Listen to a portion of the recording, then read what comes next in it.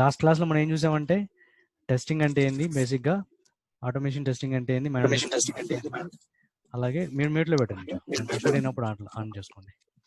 Okay, and then automation testing advantages కొన్ని points మనం మాట్లాడుకున్నాం. అలాగే సెలీనియం ఇంట్రడక్షన్ చూసాం. ఏంటి సెలీనియం మిగతా టూల్స్కి సెలీనియం డిఫరెన్స్ ఏంటి, సెలీనియం హిస్టరీ ఎలా ఉంది, IDE RC web driver and grid. So web driver and RC అంటే సెలీనియం 1 రెండు మిక్స్ చేస్తే సెలీనియం 2 అనేది సెలీనియం 2గా పిలుచుకున్నాం. ఆ తర్వాత కొన్ని న్యూ ఫీచర్స్ యాడ్ చేసి ఇప్పుడు వర్షన్ సెలీనియం 3 అని అనుకున్నాం. అలాగే ప్రతి దాని గురించి మనం మాట్లాడుకున్నాం. ఏంటి అనేది ఇంట్రడక్షన్ చూసాం, జస్ట్ ఇంట్రడక్షన్. మనం అన్నీ నేర్చుకోవాల్సిన అవసరం లేదు, బట్ ఏంటి గ్రిడ్ అంటే ఏంటి, ఆర్సీ అంటే ఏంటి, ఐడిఈ అంటే, అలాగే వెబ్ డ్రైవర్ అంటే చూసాం. ఫైనల్గా మనం సెలీనియం మనం అది ప్రోగ్రామింగ్ లాంగ్వేజెస్ ఏవేవి సపోర్ట్ చేస్తుంది చూసాం. జావా, పైథాన్, రూబీ, ఇట్లా చాలా ఉన్నాయి, C# అని. మనం జావా నేర్చుకోబోతున్నాం, అందుకే జావా ఇంట్రడక్షన్ చూసాము. Java supports OOPS concepts, object oriented programming system. So ఆ కాన్సెప్ట్స్ ఎలా ఉంటాయి అనేది మనం ఫ్యూచర్లో ఇంకా చూస్తాం, కాబట్టి జస్ట్ ఇంట్రడక్షన్ చూసాం ఏంటి OOPS అనేది. నెక్స్ట్ జావాలో మెయిన్గా ఉండే 3 టెర్మినాలజీస్ చూసాం, JDK, JRE and JVM. Next మనం ఒక శాంపుల్ కోడ్ రాసుకున్నాం, అక్కడి వరకు ఆగాం అంతే. సో నెక్స్ట్ ఏంటంటే ఈ ఐడి ఇంటిగ్రేటెడ్ డెవలప్మెంట్ ఎన్విరాన్మెంట్, దీని ఫుల్ ఫామ్ ఏంది? ఇంటిగ్రేటెడ్ డి అంటే డెవలప్మెంట్ ఎన్విరాన్మెంట్. ఏందంటే ఇది ఇంటిగ్రేట్ అయి ఉంటాయి. ఇంటిగ్రేషన్ అంటే ఏంది? అన్ని కలపడం. మనం రాసేది ఒక చోట, కంపైల్ చేసేది ఒకటి, రన్ చేసేది ఇంకోటి కదా. వీటన్నిటిని కలిపి ఒక చోట పెట్టి కొన్ని అప్లికేషన్స్ తయారు చేస్తాం. సో అలాంటి ఒక టూల్ని, ఎక్లిప్స్ అనే ఒక టూల్ని మనం నేర్చుకుంటాం. ఏదో ఒకటి నేర్చుకోవాలి కాబట్టి ఎక్లిప్స్ అనే ఒక టూల్ నేర్చుకుంటాం. ఓకే, నేను దాన్ని ఓపెన్ చేస్తున్నాను. జావా ఉండడం ఒకటి ప్రీ రిక్వెస్ట్ చెప్తున్నాను నేను. Java should be installed in our machine. And next environment variables should be configured. నేను చూపిస్తాను. ఎన్విరాన్మెంట్ వేరియబుల్స్ అన్నది కదా, దీన్ని క్లిక్ చేసి ఓపెన్ చేస్తాం. ఇక్కడ యూజర్ అండ్ సిస్టమ్ 2 రకాలు ఉంటాయి సెక్షన్స్ పైన. కింద సిస్టమ్ వేరియబుల్స్లో సెర్చ్ చేస్తే అందరి యూజర్స్కి ఈ మిషన్లో లాగిన్ అయ్యే అందరి యూజర్స్కి అది అవైలబిలిటీ ఉంటుంది. ఇప్పుడు నా మిషన్లో ఓకేనా పల్లు. జావా హోమ్ అనేది ఉంది, అన్ని క్యాపిటల్ లెటర్స్, క్యాప్స్ అంటే క్యాపిటల్ లెటర్స్. జావా _home అని ఒక పేరు పెట్టాం. ఒకవేళ లేకపోతే మనం క్రియేట్ చేయాలి, ఉంది కాబట్టి ఆల్రెడీ. మన ఎన్విరాన్మెంట్ వేరియబుల్ జావా పాత్ని చూపిస్తుంది. జావా పాత్ అంటే ఇదే పాత్ ఇంకో చోట కూడా ఇవ్వాలి. ఇప్పుడు ఈ పాత్ నేను ఎక్కడుంది, ఈ పాత్ సేమ్ ఆ పాత్లోకి వెళ్తే ఇది JDK ప్రోగ్రామ్ ఫైల్స్లో జావాలో JDK.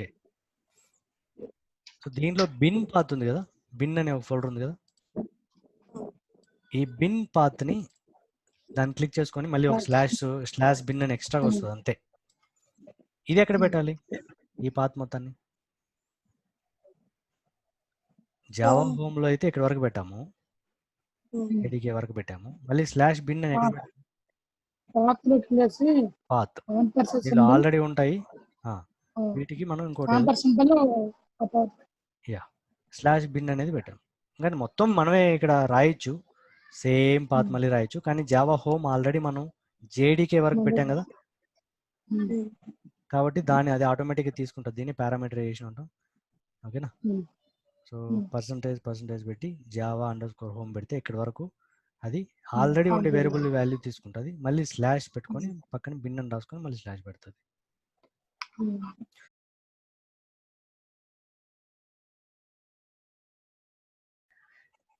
మనం ఇప్పటివరకు ఏం చేసాము? ఐడి లాంచ్ చేసాం ఒక వర్క్ స్పేస్లో, అలాగే ఒక ప్రాజెక్ట్ క్రియేట్ చేసాం, కోర్ జావా ప్రాజెక్ట్. ఓకే, ఇంతేగాని ఇది .NET ప్రాజెక్ట్ ఇంకో ప్రాజెక్ట్ కాదు, Java project. New Java project అని ఫైల్లో ఉంటుంది. అవునా? ఇవన్నీ జేఆర్ఈ ఫైల్స్. సో ఈ జేఆర్ఈ మొత్తాన్ని ఇది లోడ్ చేసుకుంది. దీని ద్వారా మనం రన్ టైమ్ ఎన్విరాన్మెంట్ అనేది క్రియేట్ అయింది. అర్థమైందా? ఇంకా మనకి పోతే నెక్స్ట్ ఏముంది ఇక్కడ? ఎస్ఆర్సి అంటే సోర్స్. సోర్స్ ఫోల్డర్ ఒకటి క్రియేట్ అయింది. మన వర్క్ స్పేస్ లో ఏం క్రియేట్ అయింది? ఒక ప్రాజెక్ట్ పెట్టాం, మనం క్రియేట్ చేసాం కాబట్టి ఆ project name as it is గా ఒక ఫోల్డర్ క్రియేట్ అయింది. ఆ ప్రాజెక్ట్ లో కూడా కొన్ని డిఫాల్ట్ గా సెట్టింగ్స్ అనేది వచ్చేసింది ఎస్ఆర్సి ఫైల్. ఓకే, ఇప్పుడు ఎస్ఆర్సిలో ఏం చేయాలి అంటే మనము ఒక క్లాస్ క్రియేట్ చేసుకుంటాం. అంటే ఈ ఎస్ఆర్సి మీద రైట్ క్లిక్ ఇస్తే న్యూ అంటే ఇక్కడ చాలా చూపిస్తుంది. ఒక టాస్క్ క్రియేట్ చేయాలా, ఫోల్డర్ క్రియేట్ చేయాలా, మళ్ళీ ఇంకో ఫోల్డర్, దాంట్లోనే ఇంకో ఫోల్డర్ క్రియేట్ చేయొచ్చు. అర్థమైందా? ఎందుకు ఒక ఫోల్డర్ అంటే జనరల్గా కొన్ని ఫ్రేమ్వర్క్స్, మనం ఆటోమేషన్ ఫ్రేమ్వర్క్స్ ఉంటాయి కదా.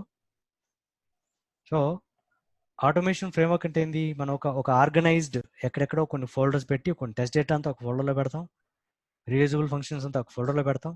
ఇట్లా ఫోల్డర్స్ అన్ని అవసరం అవుతాయి కదా, అప్పుడు మనం ఫోల్డర్స్ క్రియేట్ చేయడం అనేది చూపిస్తాం. ఓకేనా? సో ఫోల్డర్ అంటే అది. ఎస్ఆర్సిలోనే ఇంకొక ఫోల్డర్, 4-5 ఫోల్డర్లు కావాలంటే క్రియేట్ చేసుకోవచ్చు. మనకి ఏది అవసరం అంటే క్లాస్ అవసరం. మనం పని చేసేదంతా క్లాసులతోనే కాబట్టి క్లాస్ అవసరం. ఇది creation of folders, creation of packages. So creation of Java project తర్వాత క్రియేట్ ఫోల్డర్ స్ట్రక్చర్ లేదా ప్రాజెక్ట్ స్ట్రక్చర్ అంట. మన ఇష్టం, మనకి ఎలా కావాలనేది ముందే క్రియేట్ చేసుకోవాలి. కొన్ని ఫోల్డర్స్ క్రియేట్ చేయడాన్ని ప్రాజెక్ట్ స్ట్రక్చర్ అంటాం. ఓకేనా? Or project structure or folder structure అనుకోవచ్చు. దీనిలో ఏం చెప్పాను? మనం ఫోల్డర్స్ ఎలా క్రియేట్ చేయాలి, ప్యాకేజ్ ఎలా క్రియేట్ చేయాలి చెప్పాను.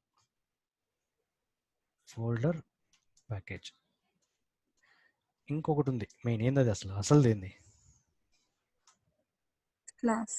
క్లాస్ క్రియేట్ చేయడం మెయిన్. సో ఇప్పుడు నాకు ఎక్కడో ఒక దగ్గర కావాలి అంటే టెస్ట్ కేసెస్ అనే దగ్గర కావాలనుకుందాం. ఓకే, సో నేను ఇక్కడ రాస్తాను new class. Okay, so Java project కింద సోర్స్ అనే ఫోల్డర్లో ఒక ప్యాకేజ్ ఉంది. మనం ప్యాకేజీ కాదు, అసలు టెస్ట్ సపరేట్గా, కేస్ సపరేట్గా క్రియేట్ చేసాం. ఓకేనా? కానీ మొత్తం తీసుకుని ప్యాకేజ్ లాగా చూపిస్తుంది. ప్యాకేజ్ ఉంది, టెస్ట్ డాట్ కేసెస్ అనే ఫోల్డర్లో ఏ పేరుతో క్రియేట్ చేయాలి క్లాస్ అనేది అడుగుతా ఉంది. ఓకే, సో నేనేమంటాను, ఒక పేరు పెడతాను. జనరల్గా అండర్స్కోర్స్తో రాయొచ్చు, లేదా నేనేం చేస్తాను, మై ఫస్ట్ ప్రోగ్రామ్. ఇదేనా మనం పెట్టిన పేరు? ఏదో ఓకే, మై ఫస్ట్ ప్రోగ్రామ్ అనే క్లాస్ ఉంది. ఆ క్లాస్కి కొన్ని ఆప్షన్స్ చూపిస్తుంది, వీటిని మర్చిపోండి. యాజ్ ఇట్ ఈస్గా బై డిఫాల్ట్ ఏముంది ఇక్కడ? నేను చెప్పాను పబ్లిక్ అంటే ఏంటని, ఆ క్లాస్కి పబ్లిక్ అంటే ఏంటనేది నేను చెప్పాను. ఇది నువ్వు రాసే క్లాస్ మెయినా? నువ్వు రన్ చేయాలనుకుంటే ఎన్నో క్లాసులు ఉంటాయి కదా, వాటిల్లో ఫస్ట్ ఇదేనా రన్ అవ్వాల్సింది, ఇక్కడేనా అనే దాన్ని డిసైడ్ చేయాలంటే పబ్లిక్ స్టాటిక్ వాయిడ్ మెయిన్ ఉండాలని చెప్పాను కదా. గుర్తొచ్చిందా? ఇప్పుడు అక్కడ మన శాంపుల్ క్లాస్లో పబ్లిక్ స్టాటిక్ వాయిడ్. సో దీన్ని చెక్ చేస్తే ఇది మనం మెయిన్ క్లాసు, దీంట్లోనే మెయిన్ మెథడ్ ఉంది, ఇక్కడ నుంచే అన్ని క్లాసులని కాల్ చేసుకుంటాము. ఇది కాదు, మనం రన్ చేయాలంటే స్టాటిక్ వాయిడ్ మెయిన్ ఉండాలి, మెయిన్ మెథడ్ ఉండాలి. మనం రన్ చేయకుండా మనం ఊరికే రాసుకోవడం, మనం ప్రాక్టీస్ చేయాలంటే రన్ చేయాలి కాబట్టి మనం దీన్ని సెలెక్ట్ చేసుకుంటుందా. ఫినిష్. బేసిక్గా ఒక మెయిన్ ప్రాజెక్ట్లో ఒకే ఒక మెయిన్ క్లాస్ ఉంటుంది, ఆ క్లాస్లో ఒకే మెయిన్ మెథడ్ ఉంటుంది. ఓకే, మిగతావన్నీ దాన్ని సెలెక్ట్ చేసుకోకుండా ఉంటాయి, మిగతా క్లాసులన్నీ. ఓకే, నేను ఒకటే కాబట్టి మనం ప్రాక్టీస్ చేయాల్సింది క్రియేట్ చేస్తాను. ఏం జరిగింది ఇక్కడ? ఏం జరిగింది అంటే మనం జనరేట్ అయిపోయింది, ఒక స్ట్రక్చర్ జనరేట్ అయింది. మనం ఏం కోడ్ లేదు లోపల, ఒక స్ట్రక్చర్ మాత్రం జనరేట్ అయింది. ఓకే, సో ఇక్కడ మనం ఇంకా వర్క్ స్పేస్లో మారుతూ ఉంటాయి, చేంజెస్ జరుగుతూ ఉంటాయి, నేను ప్రతిసారి చూపించలేను. బట్ ఓకే, చూద్దాం. టెస్ట్లో కేసెస్లో కదా మనం క్రియేట్ చేసిన దాన్ని, క్లాస్ని. అది కేసెస్లో జావా ఫైల్ ఆటోమేటిక్ క్రియేట్ అయింది. మనం నోట్ ప్యాడ్లో రాసి సేవ్ చేసాం, అంత పని లేదు కదా. ఇది ఐడిఈ అంటే ఎక్లిప్స్ ఐడిఈ. సో ఇలాంటి ఒక ప్రాజెక్ట్ జనరేట్ అయింది. దీంట్లో ఒక ప్యాకేజ్ లాగా కొన్ని ఫోల్డర్స్ పెట్టాం. ఇక్కడ ఏం జరుగుతుందంటే ఈ జావా ఫైల్ ఏ ప్యాకేజ్లో క్రియేట్ చేసామో ఆ ప్యాకేజ్ని ఇంక్లూడ్ చేసుకుంటుంది, డిఫాల్ట్గా ఇంక్లూడ్ చేసుకుంటుంది. నువ్వు కావాలంటే తీసేసుకోవచ్చు, నువ్వు డెవలప్ చేసే విధానం, నువ్వు రాసే ప్రోగ్రామింగ్ మెథడ్ నీకు ఎలా కావాలంటే అలా మార్చుకోవచ్చు. ఓకే, ఏంటి ప్యాకేజ్ అనేది మళ్ళీ చూద్దాం. ఓకే జో, ఇవన్నీ మళ్ళీ ఈ ప్యాకేజ్ ఇంపోర్ట్ అని రెండు ఉంటాయి. ఇంపోర్ట్ ఏం చేస్తుంది, ప్యాకేజ్ ఏం చేస్తుంది, ఓకేనా. ఇవన్నీ ఇంకోటి కూడా ఇంజెక్ట్ అని ఉంటుంది. ప్యాకేజ్, ఇంపోర్ట్, ఇంజెక్ట్, గుర్తుపెట్టుకోండి. బేసిక్ స్ట్రక్చర్ ఇది, వీటి గురించి మళ్ళీ చెప్పాల్సిన అవసరం లేదు. ఇవన్నీ పబ్లిక్ యాక్సెస్ మాడిఫైయర్ ఇవన్నీ చూద్దాం. క్లాస్ అనేది ఇది ఒక కీవర్డ్. క్లాస్ క్రియేట్ చేయాలంటే అన్ని ఇట్లా ఉండాలి, లోయర్ కేసులోనే ఉంటాయి. మనం టైప్ చేయాలి అనుకుంటే మనం టైప్ చేయొచ్చు, ఆటోమేటిక్గా జనరేట్ అయింది. కానీ మనం టైప్ చేయాలనుకుంటే కరెక్ట్గా స్పెల్లింగ్ మిస్టేక్ లేకుండా, క్యాపిటల్ లెటర్స్ స్మాల్ లెటర్స్ కూడా మిస్ చేయకుండా కరెక్ట్గా రాయాలి. ఏవి కీవర్డ్స్. ఇంక ఈ పేరు పెట్టేది నీ ఇష్టం. ఓకే, కానీ ఏ పేరైతే క్లాస్కి పెట్టామో ఆ పేరే ఇచ్చింది కదా జావా ఫైల్ కూడా, ఫైల్ నేమ్ కూడా అది మ్యాటర్. ఎందుకంటే ఉంటాయి కంపల్సరీ. ఓకే, సో ఇంక ఇది మెయిన్ మెథడ్. ఓకే, ఈ మెయిన్ మెథడ్లో మనం కోడ్ రాసుకుంటాం. ఏ కోడ్ అయితే రాస్తామో ఆ కోడ్ మాత్రమే రన్ అవుతుంది.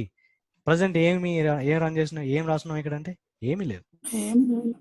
ఓకే, సో నేను బేసిక్గా ఏం చెప్పాను, ఇక్కడ వరకు ఐడి గురించి చెప్పాను. బేసిక్ ఐడిలో ఏం చేయాలి, projects, structure, folder, package, class. Okay, so ఇంకా మనం కోడింగ్కి స్టార్ట్ చేసినట్టే కదా, ప్రాక్టీస్ స్టార్ట్ చేసినట్టే. సో ఫస్ట్ ప్రోగ్రామింగ్ లాంగ్వేజ్ నేర్చుకోవాలంటే ఏం కావాలి? ఏ ప్రోగ్రామింగ్ లాంగ్వేజ్కి అయినా రెండు విషయాలు ఉంటాయి కామన్గా. ఏంటంటే పల్లవి, డేటా, కీవర్డ్స్. ఓకే, అది కూడా ఒక పాయింట్, కరెక్టే. బట్ అవన్నీ సింటాక్స్ లెవెల్లో అనుకో, సింటాక్సెస్ అనుకో. ఓకేనా, కీవర్డ్స్ అన్ని సింటాక్సెస్ అనుకో. ఒక్కో ప్రోగ్రామ్లో ఒక్కో కీవర్డ్స్ ఉంటాయండి, ఒక్కో సింటాక్స్ అనుకో. అవి పక్కన పెడదాం. ఏ ప్రోగ్రామింగ్ లాంగ్వేజ్కి అయినా ఫస్ట్ డేటా ఉంటుంది. ఓకేనా, డేటా అంటే తెలుసు కదా, డేటా అంటే ఒక ఇన్ఫర్మేషన్. ఓకే, ఇంకొకటి ప్రాసెస్, డేటా అండ్ ప్రాసెస్. అంటే సపోజ్ మనం ఒక స్టూడెంట్ సంబంధించిన ఒక ప్రోగ్రామ్ రాస్తున్నామంటే స్టూడెంట్ ఇన్ఫర్మేషన్ కావాలి అంటే డేటానే కదా, వాళ్ళ పేర్లు, వాళ్ళ మార్కులు, వాళ్ళ సబ్జెక్టులు, వాళ్ళ పర్సంటేజ్, వాళ్ళ గ్రేడ్లు, ఇవంతా ఏంది ఇది డేటా. వాటిని అడిషన్ చేస్తాం, సబ్ట్రాక్షన్ చేస్తాం, డివిజన్ చేస్తాం, గ్రేడ్లు డిసైడ్ చేస్తాం, డిస్ప్లే చేస్తాం, అది చేస్తాం, ఇది చేస్తాం, ఇదంతా process. So data and process. నువ్వు ప్రాసెస్ అంటే నువ్వు రాసే లాజిక్లు, నువ్వు రాసే సింటాక్స్లు, ఇంకని దాంతోకి వస్తాయి. అవి నేను చెప్తాను. సో ఈ ప్రాసెస్ అనే ఇది ప్రోగ్రామింగ్ ప్రాసెస్ అనేది రాయాలంటే మనకు డేటా అనేది మెయిన్. నువ్వు ఇన్ఫర్మేషనే లేదు, ఏం రాస్తావు ప్రోగ్రామ్? డేటానే లేదు. డేటా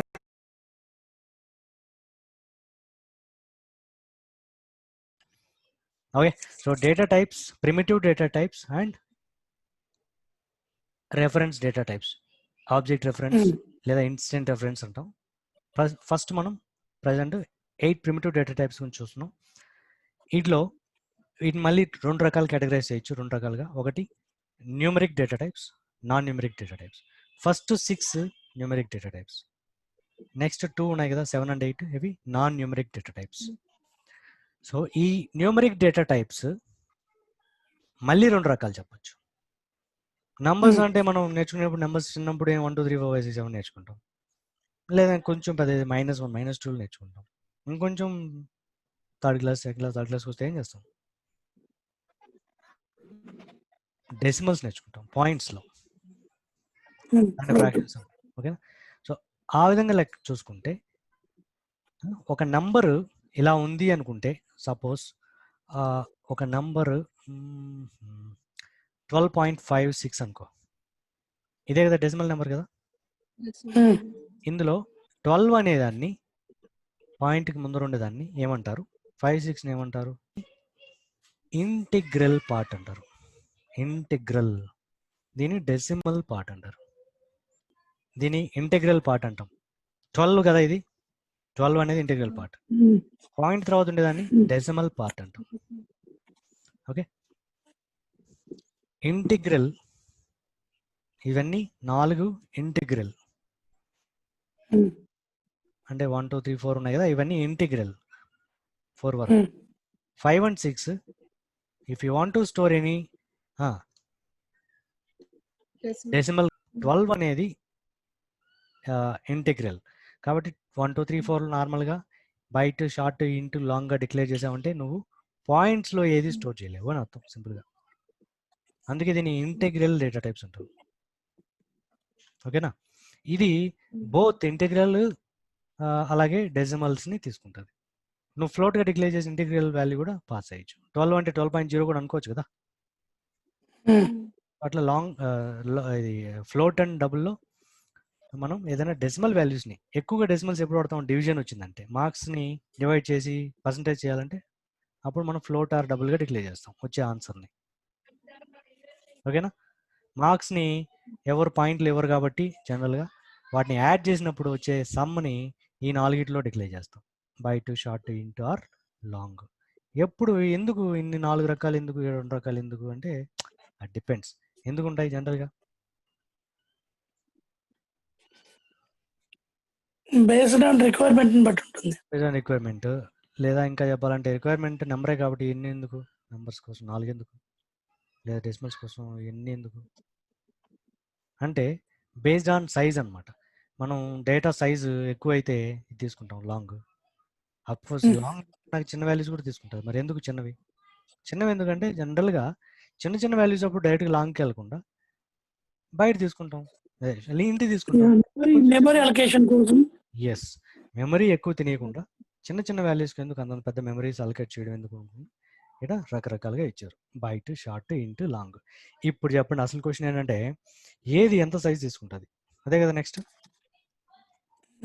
డేటా టైప్స్ ని చెప్పాను, ఎలాంటి వాటి బిహేవియర్ ఎలా యాక్సెప్ట్ చేస్తుందో చెప్పాను. అలాగే నెక్స్ట్ పార్ట్ ఏంది, ఏ సైజ్. బైట్ అంటే మీకు తెలుసు, బైట్ అసలు బేసిక్ కదా. బైట్ అంటే 8 bits. Very good, 8 bits. Fine, okay, 8 bits అనేది కరెక్టే question. 1 byte equal to 8 bits. Bit అంటే ఏం లేదు, వన్స్ అండ్ జీరోస్. 1 అనేది ఒక బిట్ లేదా 0 అనేది ఒక బిట్. ఇప్పుడు మనం నువ్వు చెప్పినట్టు ఒక బైట్ కోడ్ ఫైల్ జనరేట్ అయింది, అది మిషన్ లెవెల్ లాంగ్వేజ్, దాంట్లో జీరోస్ అండ్ వన్స్ ఉంటాయని అనుకున్నావు కదా. So ones and zeros machine level language ones and zeros ఉంటాయి, కరెక్టే. ఆ వన్స్ అండ్ జీరోస్లో ప్రతి 1ని బిట్ అంటాం, లేదా ప్రతి 0ని బిట్ అంటాం. బిట్స్ 8 బిట్స్ని తీసుకుంటుంది బైట్ అంటే. ఇంతకీ వన్స్ అండ్ జీరోస్ ఎలా జనరేట్ చేయాలి తెలుసా, ఒక నెంబర్కి 2తో డివైడ్ చేసుకుంటూ వెళ్తాము, వచ్చే రిమైండర్స్ జీరోస్ అండ్ వన్స్. 2తో ఏ నెంబర్ డివైడ్ చేసినా వచ్చేది వన్స్ అండ్ జీరోసే కదా. అప్పుడు వచ్చే జనరేట్ అయ్యే ప్రతి నెంబర్కి ఒక బైనరీ సిస్టమ్ ఉంటుంది, ప్రతి నెంబర్కి ఒక బైనరీ రిప్రజెంటేషన్ ఉంటుంది. Okay, so each one is a bit. మనం బైట్గా డిక్లేర్ చేస్తే అది 8 బిట్స్ని తీసుకుంటుంది. షార్ట్ ఏం చేస్తుందంటే 16 బిట్స్ తీసుకుంటుంది, ఐ మీన్ 2 బైట్స్ తీసుకుంటుంది షార్ట్. ఇది సైజ్ మనం చెప్పేది. ఓకే, ఇంట్ ఏం తీసుకుంటుంది, 4 బైట్స్. జనరల్గా మనం ఆపరేటింగ్ సిస్టమ్ చూస్తాం, 32 bit operating system, 64 bit operating system అని మాట్లాడుకుంటాం, అవునా. సో ఇదేంది ఆపరేటింగ్ సిస్టమ్ అంటే ఎన్ని బిట్స్ని ఒక్కసారి తీసుకొని ప్రాసెస్ చేస్తుంది మన సిస్టమ్ అనేది. ఆపరేటింగ్ సిస్టమ్ అంటే 32 బిట్స్ని తీసుకొని ప్రాసెస్ చేస్తుంది ఈచ్ టైం. ఎన్నిసార్లు ఎంత ఫాస్ట్గా తీసుకుంటుందని తర్వాత సంగతి, అది వేరే డిపెండెంట్. బట్ ఈచ్ టైం ఎంత తీసుకుంటున్నది ఆ 32 బిట్ ఆపరేటింగ్ సిస్టమ్ లేదా 64 ఆపరేటింగ్ సిస్టమ్ అంటే మీనింగ్ అది. ఓకే, అంటే ఇంటీజర్ ఈజ్ అ బేస్ అనమాట, బేస్ డేటా టైప్. అందుకే ఏ ఆపరేటింగ్ సిస్టమ్లో అయినా సరే ఇంటీజర్ అనేది 32 బిట్ ఆపరేటింగ్ సిస్టమ్ కాబట్టి ఎవ్రీ టైం ఇంటీజర్ వాల్యూ తీసుకుంటుంది. ఒక ఇంటీజర్ని డిక్లేర్ చేసామంటే వన్ టైం అది తీసుకుంటుంది. లాంగ్గా డిక్లేర్ చేస్తే అదే ఆపరేటింగ్ సిస్టమ్ ఆ వాల్యూని తీసుకోవాలన్నట్టు ప్రాసెస్ చేయాలంటే 2 సార్లు తీసుకోవాలి, 2-3 సార్లు తీసుకోవాలి. అర్థమైందా. షార్ట్ అంటే ఈవెన్ 2 షార్ట్లను ఒకసారి తీసుకోవచ్చు ప్రాసెస్ చేయడానికి. 16 కాబట్టి 16 + 16 32, 2 షార్ట్ వేరియబుల్స్ని ఉండే వాల్యూస్ని ఒకసారి తీసుకుని ప్రాసెస్ చేస్తుంది అనుకో. అర్థమైందా? సో అందుకే ఫాస్ట్గా ఉంటుంది మనం డిక్లేర్ చేసేప్పుడు. అందుకే లోవర్ ఎంత తక్కువ తక్కువ డిక్లేర్ చేసుకుంటాం. అర్థమైందా ఇప్పుడు ఎందుకు తక్కువ వాల్యూస్ ఉంటాయి అనేది? అండ్ 32-bit ఆపరేటింగ్ సిస్టమ్ అంటే ఏంటంటే ఇంటీజర్ అనేది బేసిక్ మీకు గుర్తుపెట్టుకోవడానికి 4 bytes. 4 bytes అంటే 4 8 32 bits. లాంగ్ యొక్క సైజ్ ఏంది? 8 bytes. 64 bytes. 62 bytes. 64 bit. So 8 bytes ఒకసారి తీసుకుంటుంది. అదే సారీ 8 bytesని అలొకేట్ చేస్తుంది లాంగ్గా డిక్లేర్ చేస్తే. అంతే, అర్థమైందా? 64 బాక్సెస్ గీస్తే దాంట్లో ఎన్ని వన్స్ వన్ పెట్టామనుకో, అది ఎంత ఉంటే అంత మ్యాక్సిమం నెంబర్ని మనం అసైన్ చేయొచ్చు లాంగ్కి. Float again 4 bytes like integer. అదేనా? ఫ్లోట్ యొక్క సైజు 4 bytes. 8 bytes తీసుకుంటుంది దేనికి? డబుల్కి, లైక్ లాంగ్ లాగా. సో ఇది వాటి యొక్క సైజెస్ ఎంత ఆక్రమిస్తాయి మెమరీలు అనేది. క్యార్ ఎంత తీసుకుంటుంది? 2 byte. ఓకే, దీన్ని బట్టి మీరు బూలియన్ ట్రూ ఆర్ ఫాల్స్కి ఎంత తీసుకుంటుంది?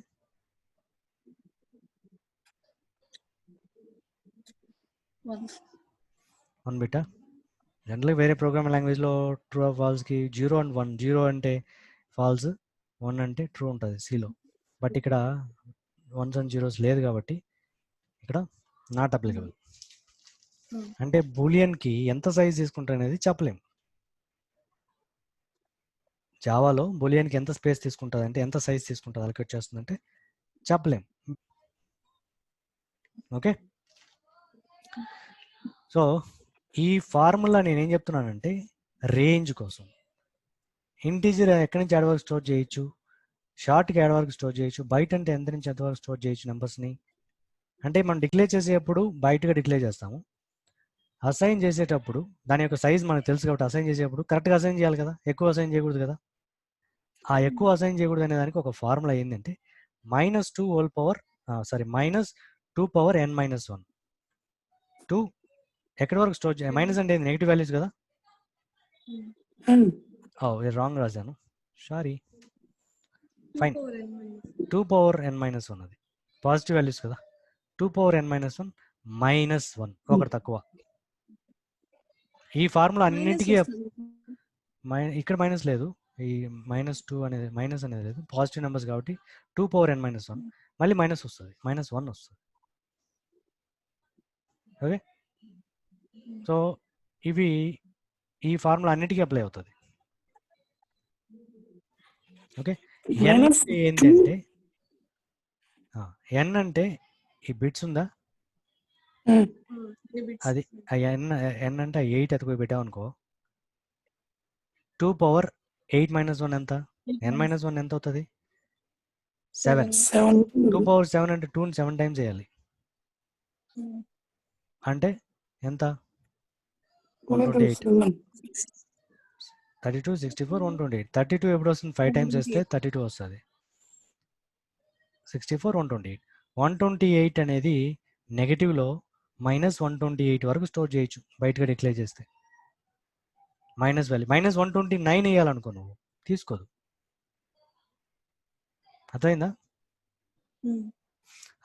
అదే పాజిటివ్లో అయితే సారీ మైనస్ తీసేయాలి. 2 power n-1 అంటే ఎంత ముందు ఎంత వచ్చింది? 2 power 7 అంటే 32 కదా, 128 కదా. 2 power 7 127 లోంచి 128 కదా, 128 లోంచి ఒకటి తీసేయాలి, 127. సో బైట్ ఎంత తీసుకుంటుంది అంటే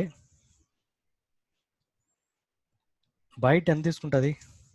-128 to 127.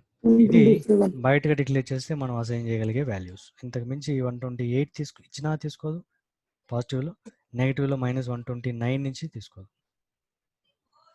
అర్థమైనదో?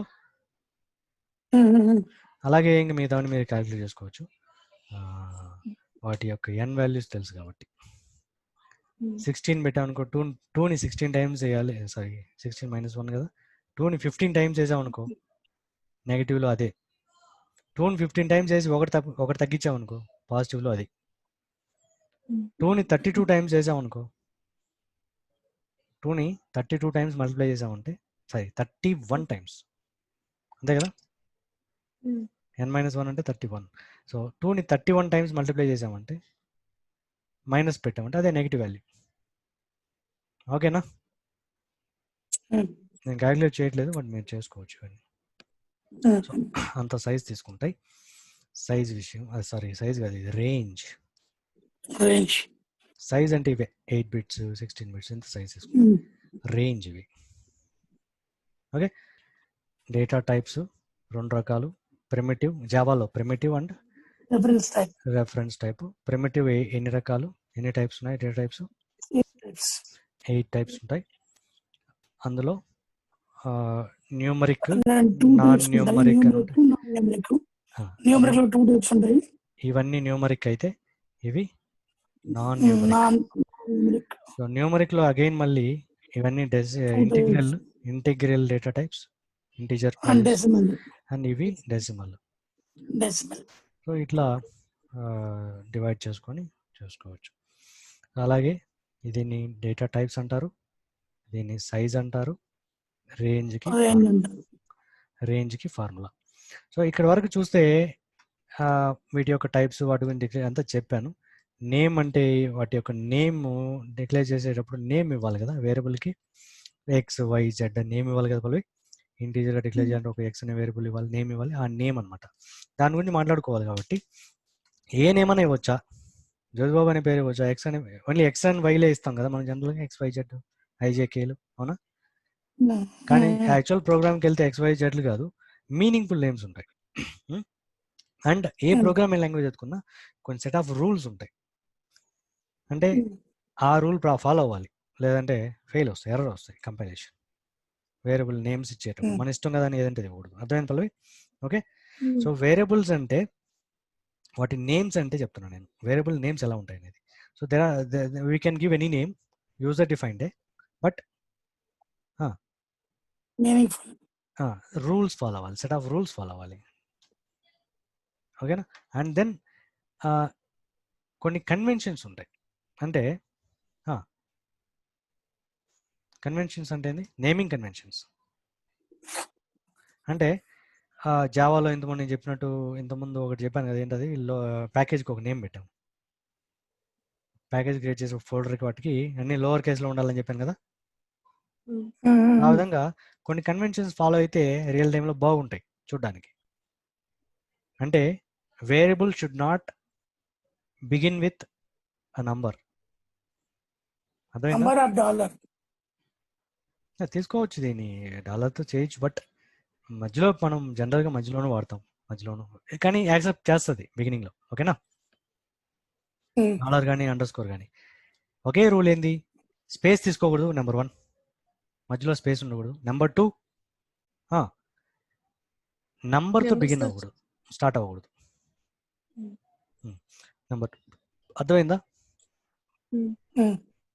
సో ఈ 2 మెయిన్ థింగ్స్ ఏదైతే ఉన్నాయో, స్పేస్ ఉండకూడదు అండ్ నెంబర్తో స్టార్ట్ అవ్వకూడదు అనేది. మిగతావంతా ఇంక మామూలే. ఇంకపోతే స్పెషల్ క్యారెక్టర్స్ ఏవి ఉండకూడదు. మిగతా స్పెషల్ క్యారెక్టర్స్ ఏవైతే అండర్ స్కోరు డాలర్ కాకుండా మిగతా స్పెషల్ క్యారెక్టర్స్ ఎన్నో ఉన్నాయి కదా. ఇంకా స్టార్ ఉంది, డాట్, స్టార్, ఇంకేవి హైఫన్ కూడా తీసుకోకూడదు. ఇంకేవి తీసుకోకూడదు, ఓన్లీ 2. సో ఇది రూల్స్. బైనరీ వాల్యూస్ క్యాల్కులేట్ చేయడం. డిఫాల్ట్ వాల్యూస్ అంటే సరిపోని మనం డిక్లేర్ చేసాం, వాల్యూ అసైన్ చేయలేదు, ఏ వాల్యూస్ తీసుకుంటుంది డిఫాల్ట్ జావాలో అనేది క్వశ్చన్ కదా. సో ఏం తీసుకోవచ్చు?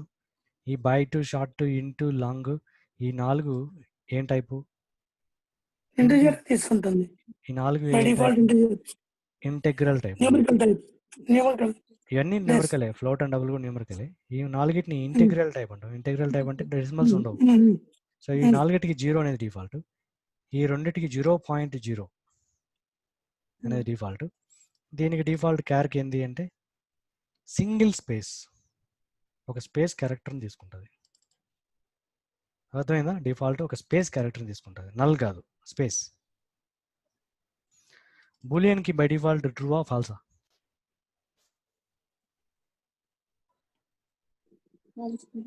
ఏదో ఒకటి చెప్పండి, నువ్వు ట్రూ చెప్పు. ట్రూ. False correct. మరి ఏంది అడ్రస్ అంటే, ఒక జావాలో వేరియబుల్ అని కాదు, ఓకే వేరియబుల్ అంటాం కదా, ఆ వేరియబుల్ ఎక్కడైతే ఇక్కడ ఒక రకమైన స్ట్రక్చర్ ఉంది జావాలో, దాన్ని గురించి చెప్పడానికి అడ్రస్ అని చెప్తున్నాను. అడ్రస్ అంటే హీప్ మెమరీ, స్టాక్ మెమరీ, ఇట్లా ఇప్పుడు మెథడ్స్ అని ఎక్కడ స్టోర్ అవుతాయి? Method area. ఇప్పుడు మెథడ్స్ అనేది కూడా వేరియబులే కదా, నేమ్సే కదా, మనం ఇచ్చే ఆబ్జెక్ట్ రెఫరెన్స్ వేరియబులే కదా, రెఫరెన్స్ టైప్, కాకపోతే ప్రిమిటివ్ కాదు. లాస్ట్ స్కోప్ అనే దాని గురించి, ఈ స్కోప్ అనే దాని గురించి కూడా నేను మళ్ళీ చెప్తాను. ఈ వేరియబుల్స్కి ఏమేమి ఉంటాయి, ఇవన్నిటి ఫీచర్స్ అంటాం. Data type, size, range, default values, ఇవన్నీ ఫీచర్స్ ఉంటాయి కదా వేరియబుల్స్కి, వాటి చెప్తున్నా నేను. అడ్రస్ అంటే ఒక్కొక్క దానికి ఒక ఫీచర్ ఎక్కడ వెళ్ళి స్టోర్ అవుతుంది, స్టాక్ మెమరీలోనా, హీప్ మెమరీలోనా, ఎప్పుడు అవి స్కోప్లోకి వస్తాయి. స్కోప్ అంటే ఒకటి మనం గ్లోబల్ స్కోప్, లోకల్ స్కోప్ అంటాం కదా, ఒక వేరియబుల్ని డిక్లేర్ చేస్తే ఎక్కడి వరకు వాడుకుంటాం మనం, ఎక్కడి వరకు అవైలబిలిటీ ఉంటుంది, అది స్కోప్. పబ్లిక్ అన్నాం కదా, పబ్లిక్ అనేది డిసైడ్ చేస్తుంది, యాక్సెస్ మాడిఫైర్స్ అంటాం. సో అవన్నీ స్కోప్ కిందకి వస్తాయి, యాక్సెస్ మాడిఫైర్స్ అని. నెక్స్ట్ కీవర్డ్స్ అవన్నీ తర్వాత చెప్తాను.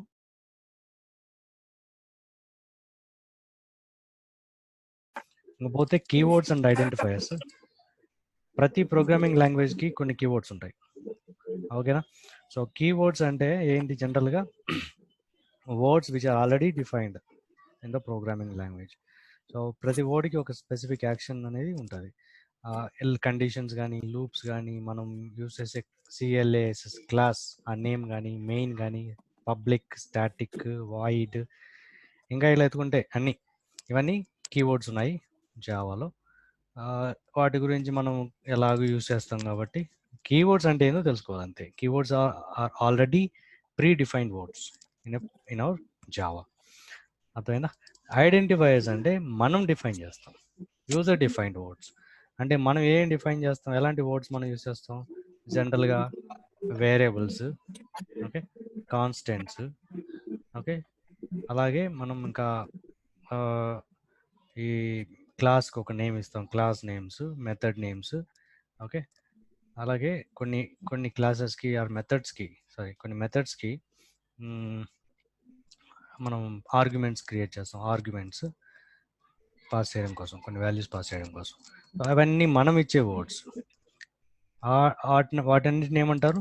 ఐడెంటిఫైయర్స్ అంటారు. సో ఐడెంటిఫైయర్స్ డిఫైన్ చేసే మనమే డిఫైన్ చేస్తాం కాబట్టి, మనమే మన ఇష్టం వచ్చిన వర్డ్స్ ఇస్తాం కాబట్టి, మనం వీటిని ఫాలో అవ్వాల్సింది కొన్ని రూల్స్ ఉంటాయి, ఆ రూల్స్ మనం తెలుసుకోవాలి. అలాగే కీవర్డ్స్ని మనం ఐడెంటిఫైయర్స్ క్రియేట్ చేసేటప్పుడు కీవర్డ్స్ని యూజ్ చేయకూడదు. సో ఇదొక రూల్. అలాగే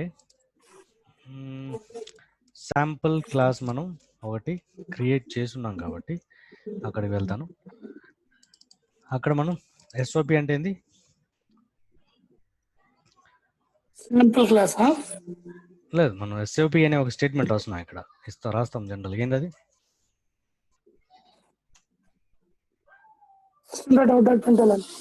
system dot out dot println. So ఇవి ఎస్ఓపి అని సింపుల్గా అంటాం, ఓకేనా? ప్రింట్ఎల్ఎన్ మొత్తం రాయకుండా ఆడే ఎస్ఓపి అని రాసాం. System dot out dot println ఏంది అసలు? System dot out dot println అంటే, ప్రింట్ఎల్ఎన్ అంటే ఏంది? మనం ఏదో ప్రింట్ చేయాలనుకుంటున్నాం, అంతేనా? కన్సోల్లో రన్ చేసినప్పుడు ఆ ప్రింట్ చేయాల్సింది మనకు డబుల్ కోట్స్లో ఉంటుంది, అవునా? హలో ఎవ్రీవన్ అన్నాను అనుకో, ఇది మనం ప్రింట్ చేయాలి కన్సోల్లో ప్రింట్ చేయాలంటే మెథడ్ ఏంటంటే ప్రింట్ఎల్ఎన్. ఈ మెథడ్ ప్రింట్ఎల్ఎన్ అనేది ఎక్కడుంది అంటే అవుట్ అనే వేరే ఒక ఆబ్జెక్ట్లో ఉన్నాయి ఈ మెథడ్స్ అన్ని. అవుట్ అనే ఆబ్జెక్ట్స్లో ఉన్నాయి. ఈ అవుట్ అనే object is nothing but again ఈ సిస్టమ్ అనే ఒక క్లాస్లో, జావా క్లాస్ ఇది, జావా లాంగ్వేజ్ సిస్టమ్ అని. మనం వెళ్ళి చూస్తే జావా ఆల్రెడీ లోడ్ అయింది కదా మనకు, ఈ ప్రాజెక్ట్కి ఆల్రెడీ లోడ్ అయింది కాబట్టి ఆ మెథడ్స్ని యూజ్ చేసుకుంటున్నాం ఇక్కడ, అంతే. System dot out dot println అంటే ఇది జావా మెథడ్, జావా స్టేట్మెంట్ ఇది, ఓకే, అందుకే మనం దానిపైన మౌస్ ఓవర్ పెట్టగానే ఇది చూపిస్తూ ఉంది సిస్టమ్ అనేది ఏంది అనేది. System is a class, system dot out dot println. So println అంటే ఓకే, ఇప్పుడు రన్ చేస్తే ఏమవుతుంది, రన్ దీన్ని రన్ చేయాలంటే ఏంది, జనరల్గా ఐడిలో మనం ఆ క్లాస్ని సెలెక్ట్ ఏదైతే జావా ఫైల్ ఉందో దాన్ని సెలెక్ట్ చేసి రైట్ క్లిక్ ఇచ్చి రన్ యాజ్ అని ఉంటుంది, అక్కడికి వెళ్ళి రన్ యాజ్లో జావా అప్లికేషన్ అని చెప్పి సెలెక్ట్ చేయొచ్చు. ఓకేనా, ఇక్కడ నేను సీన్ చూపిమంటాను. ఓకే, రన్ చేశాను. ఎంత వచ్చింది ఆన్సర్? 30 వస్తుంది. సమ్ ఇస్ 30 కావాలి. సమ్ ఈజ్ 30 వచ్చింది కదా. ఇంకొక ఇంటీజర్ని కంకాటినేట్ చేయొచ్చు. అలా కాకుండా ప్లస్ పెట్టి ఇంకొకటి కూడా ప్లస్ పెట్టి ఏ అన్నాను అనుకో, 1 అన్నాను సపోజ్, ఏ అన్నాను అనుకో, ఇప్పుడు ఏం జరుగుతుంది? సి అంటే 30, ఏ అంటే 30 + 10 10, 30 10 40 రావాల్సింది 30 10 అని వస్తుంది. ఎందుకంటే ఇట్ ఈస్ ఫీలింగ్ దట్ ఇది కూడా స్ట్రింగ్ కాంకాటినేషన్ చేసుకుంటా ఉంది. సో వన్ సింగిల్ వాల్యూ ఉన్నప్పుడు అలా చేయాలి. ఓకే, అర్థమైందా? అర్థమైంది. ఓకే, ఇన్ కేస్ నేను బ్రాకెట్ పెడితే ఏం జరుగుతుంది?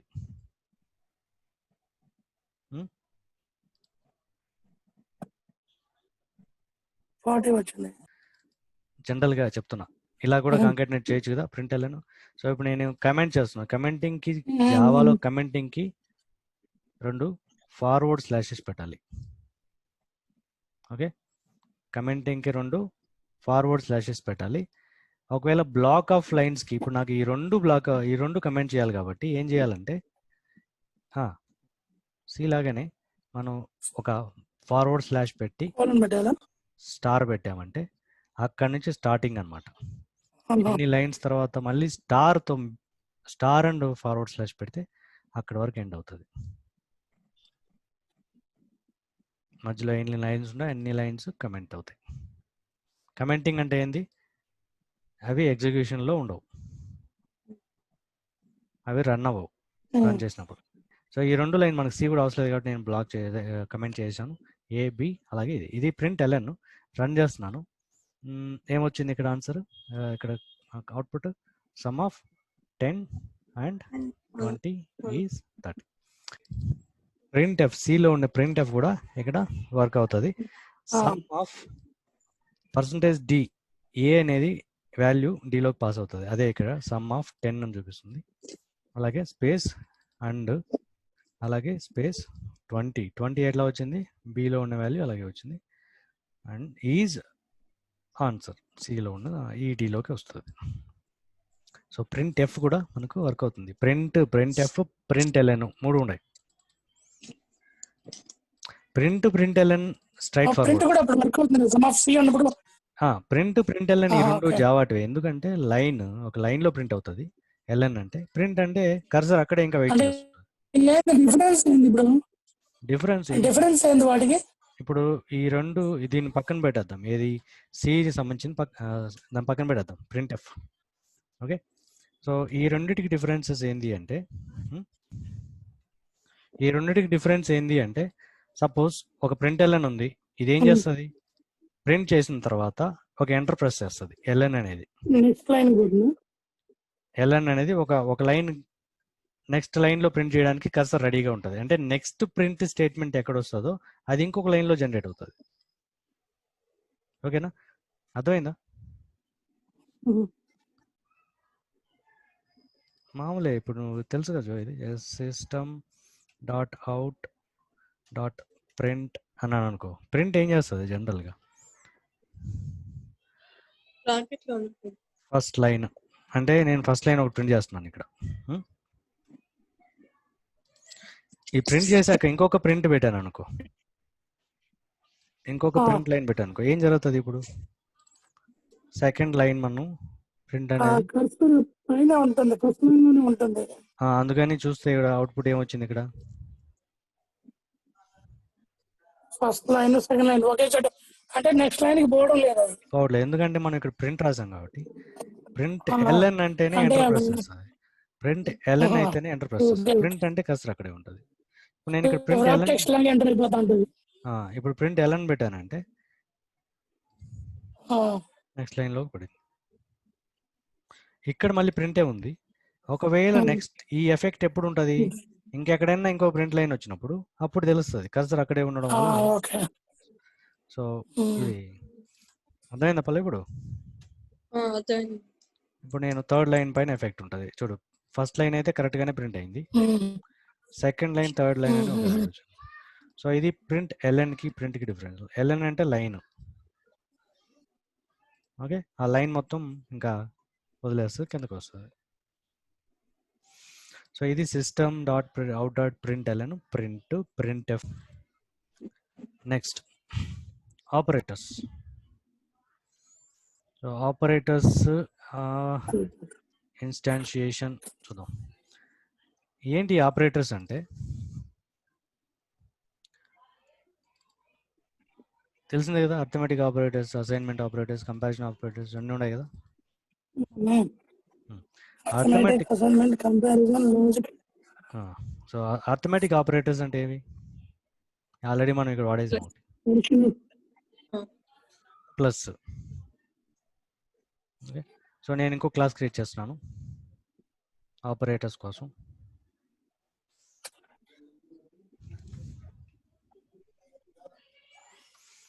ఆపరేటర్స్ ఇది కూడా మెయిన్ మెథడ్ పెడుతున్నాను దీనికి కూడా.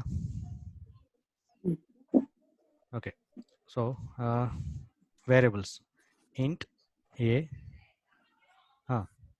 కమా బి, ఇంకా ఏమన్నా అవసరం ఉంటే సి కూడా పెడదాం, లేదా సమ్ అని పెడదాం. అడిషన్కి డిఫరెన్స్కి డిఫ్ అని పెడదాం. మల్టిప్లికేషన్కి ప్రోడక్ట్ అని పెడదాం.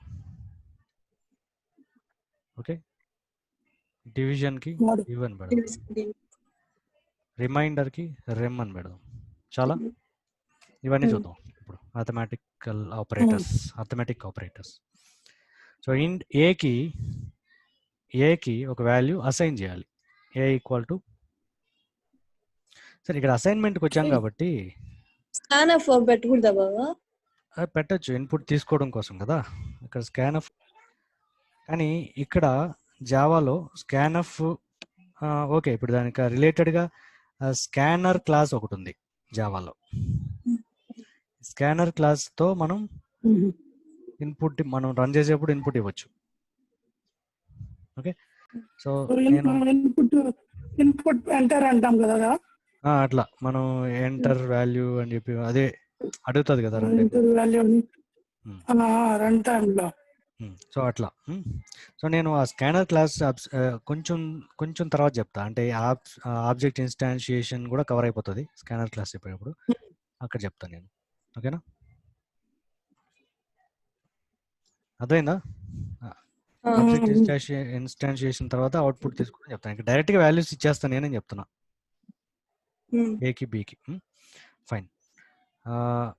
ఏకి మామూలుగానే 10 ఇస్తాను, బి వాల్యూ సమ్ వాల్యూ 20 అని ఇస్తాను. ఇప్పుడు అర్థమెటిక్ ఆపరేటర్స్లో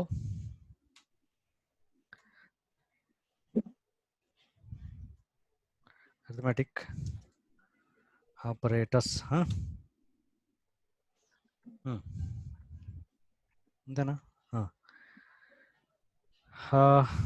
సంథింగ్ మనకు అర్థమెటిక్ ఆపరేటర్ సమ్ కావాలి కాబట్టి sum equal to sum already declare చేశాను ఇంటిగా.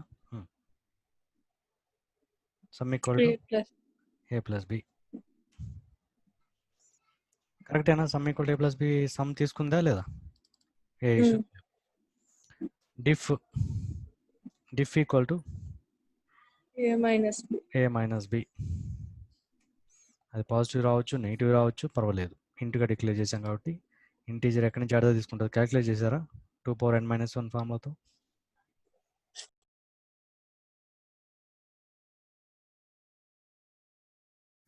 సమ్ డిఫరెన్స్ కూడా ఇంటీజర్ కాబట్టి ఇంటీజర్ రేంజ్ మీకు తెలుసు. సో ఆ సైజ్ ఎంత ఉంటే అంత తీసుకుంటుంది. సో నెగిటివ్ రావచ్చు, పాజిటివ్ రావచ్చు డిఫరెన్స్ అనేది.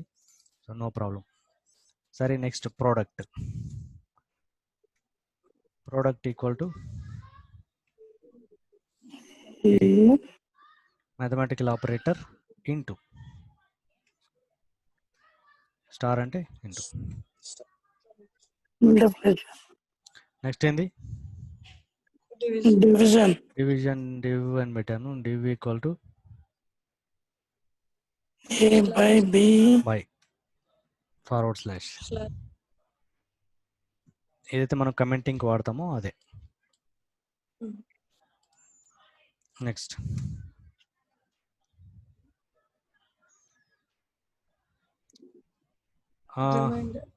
రిమైండర్. బై రిమైండర్ సింబల్ రావాలి.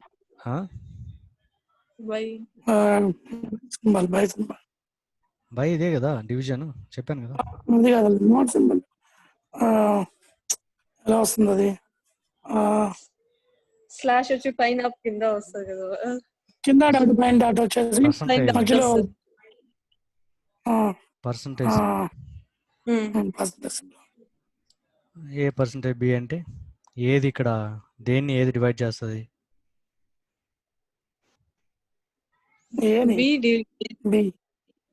బి డివైడ్ చేస్తుంది. ఓకేనా ఏని. సో ఇది వచ్చే రిమైండర్ ఆర్ఎం అనే వేరియబుల్లో స్టోర్ అవుతుంది. అంతేనా? సో నేను సిస్టమ్ డాట్ అవుట్ డాట్ ప్రింట్ఎల్ అని రాస్తున్నాను.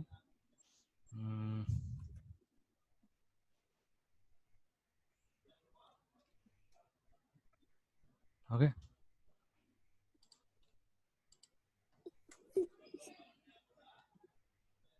ఇక్కడ సమ్, నెక్స్ట్ డిఫ్. నాకేమో జస్ట్ నెంబర్ చూపిమంటున్నా అంతే. ఒకవేళ కావాలంటే రాసుకోవచ్చు, సమ్ ఈజ్ అని రాసుకోవచ్చు. కొటేషన్ పెడితే వేరియబుల్ ఎందుకు అవుతుంది? సమ్ అని చూపిస్తారు అంతేగాని అవుట్పుట్ మనకి అవుట్పుట్ రావాలి, దాంట్లో ఉన్న వాల్యూ కానీ మనకు కావాల్సింది. సో ప్రోడక్ట్ అలాగే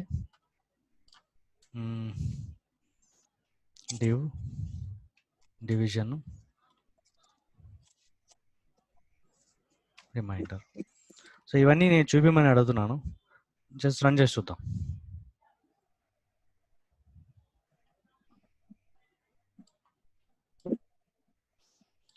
ఏమొచ్చాయి? 30 -10 200 0 20తో డివైడ్ చేసినప్పుడు ఎలాగో ఎన్ని టైమ్స్ పోతుంది? 20తో 10 అని అంటే ఒకసారి కూడా పోదు కాబట్టి 0. అంతేనా? నెక్స్ట్ ఏంది?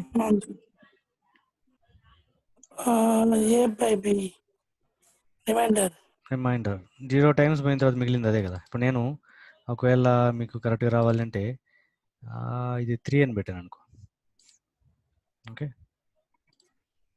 10 + 3 13, 10 - 3 7, 10 × 3 30, 10/3 3 టైమ్స్ పోతుంది, అలాగే 1 రిమైండర్ వస్తుంది. సో ఇది జనరల్గా.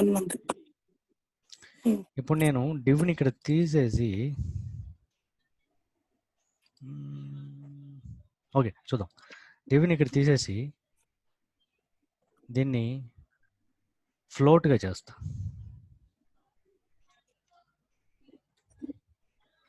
పాయింట్స్లో కదా వస్తుంది డివిజన్, జనరల్గా అలా అనుకోని నేను ఫ్లోట్గా చేస్తా. వర్క్ అవుతుందా లేదా చూద్దాం.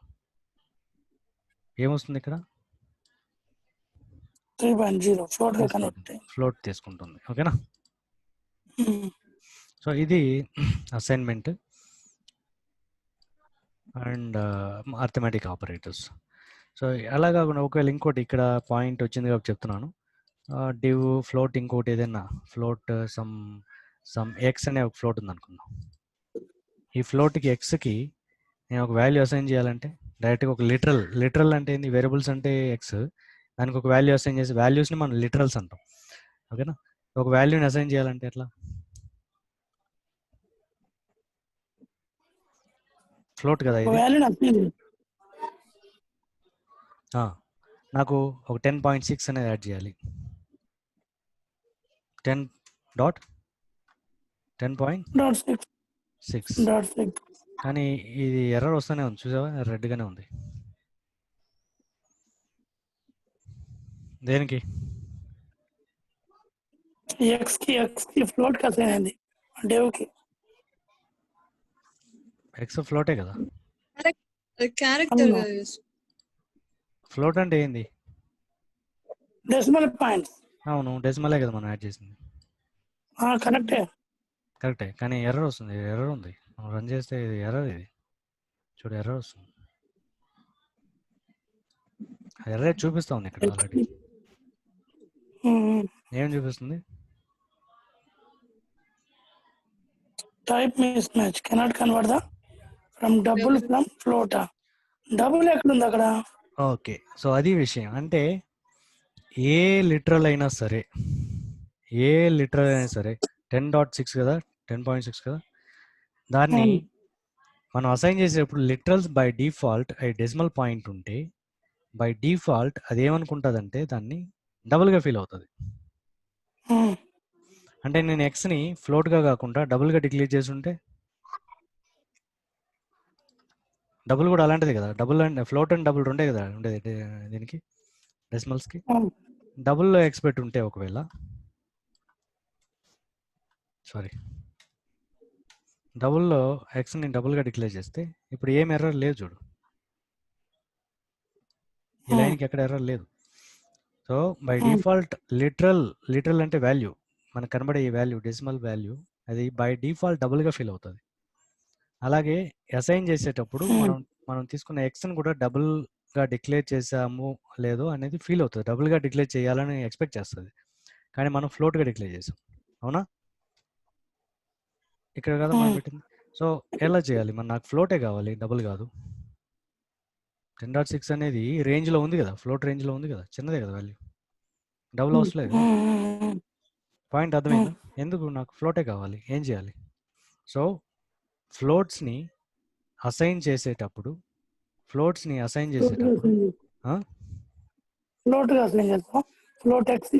లిటరల్కి లాస్ట్ ఎఫ్ పెట్టాలి.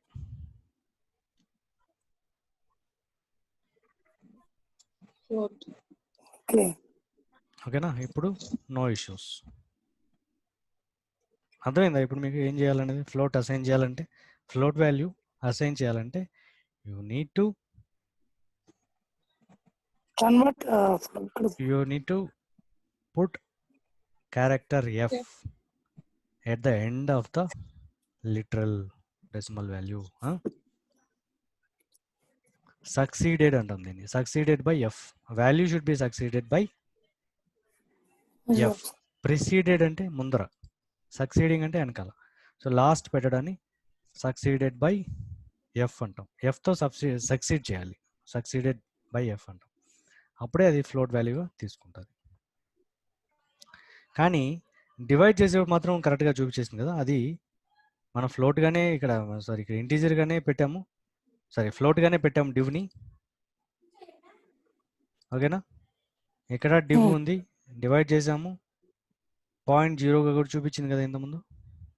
అక్కడ ఏం ఎర్రర్ చూపించింది ఇక్కడ డివ్ దగ్గర? చూపించలేదు. అంటే డివిజన్ మ్యాథమెటికల్ ఆపరేటర్స్లో వచ్చే వాల్యూ ఆటోమేటిక్గా అది కన్వర్ట్ చేసుకుంటుంది, అంటే అర్థం చేసుకుంటుంది. ఎఫ్ పెట్టవలేదు ఇక్కడ. అర్థమైందా? అంటే డివ్ ఎఫ్లో ఉంది, ఫ్లోట్లో ఉంది, బట్ నేను అసైన్ చేసేప్పుడు ఫ్లోట్ పెట్టి ఎఫ్ పెట్టాను.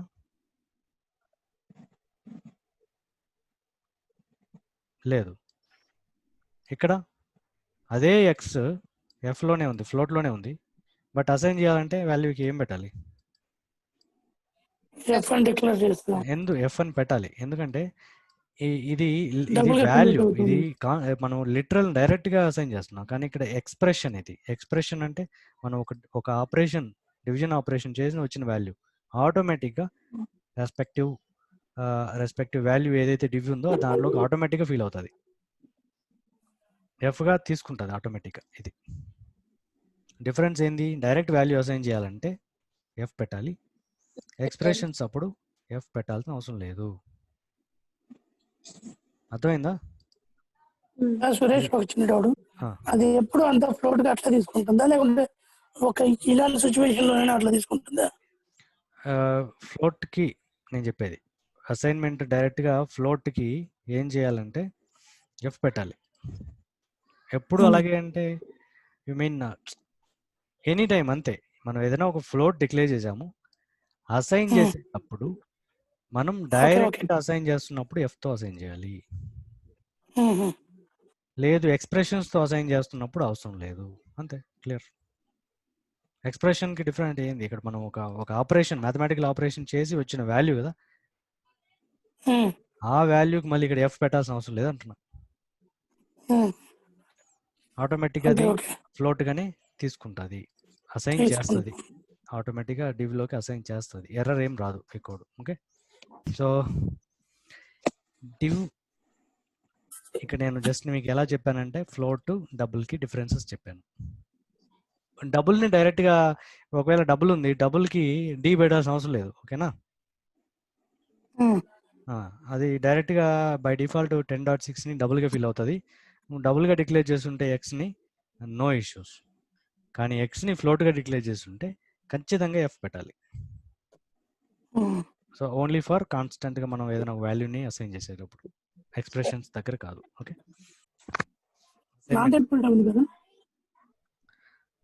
సో అసైన్మెంట్ ఆపరేటర్స్, సపోజ్ నేను ఏ ఈక్వల్ టు 10 ఇక్కడ ఉంది. నాట్ ఈక్వల్ టు అనేది అసైన్మెంట్ కాదు కదా, కంపారిజన్ అది.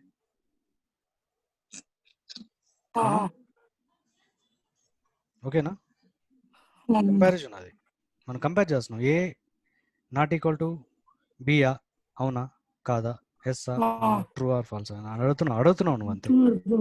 నువ్వు ఏలోకి బిని నాట్ ఈక్వల్ టుగా అసైన్ చేయట్లేదు నువ్వు, అంటే బి కానీ వాల్యూలన్నీ ఏలోకి పెడుతున్నావా ఎట్లా, నాట్ ఈక్వల్ టు బి అంటే. So A equal to B అంటున్నావు అంటే, ఏ ఈక్వల్ టు బి అంటున్నావు అంటే మీనింగ్ ఏంది?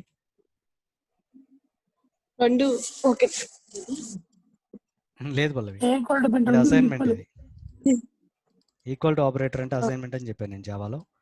ఓకేనా, ఏ ఈక్వల్ టు బి అంటే బి వాల్యూ వెళ్ళి ఏలో అసైన్. సో బి వాల్యూ ఎంత, బిలో ఎంత అసైన్ చేసినావు అంతకుముందు? 3. ఏ వాల్యూ 10 ఉంది, ఆ 10 మారిపోతుంది. దీని తర్వాత నేను సిస్టమ్ డాట్ అని పెట్టానంటే ఏని చూపిమంటే ఏం చూపిస్తుంది? బి వాల్యూ చూపిస్తుంది అంతే, ఎందుకంటే బి ఎంత 3 కదా, 3 అసైన్ అయింది. So new a value is ఎంత, ఏనే కదా మనం చూపిమంటాం. ఓకే, ఏం చూపిమంటే ఏం చూపిస్తుంది? 3ని చూపిస్తుంది, ఎందుకంటే B is assign to A. So ఇది ఒక ఆపరేటర్, ఏది ప్లస్ అనే ఒక ఆపరేటర్. నేను రన్ చేయాలి ప్రతిసారి అంటే నేను కమెంట్ చేస్తున్నా ఈ లైన్స్ని, arithmetic lines. Okay, new value is 3. Sorry, new a value, సరే, new a value is, new a value అని వచ్చింది, అది మీనింగ్ లేని ఉంటుంది. So new a value is అది. ఓకేనా, సో నాకు ఇట్లా వస్తే బాగుంటుంది కదా, సింగిల్ కొటేషన్లో న్యూ ఏ వాల్యూ ఇస్తే ఇట్లా కదా బాగుంటుంది, అవునా? సో ఇట్లా ఉంటే new a value is 3. Fine. ఇప్పుడు ఈ అసైన్మెంట్ ఆపరేటర్స్ ఇంకేమున్నాయి?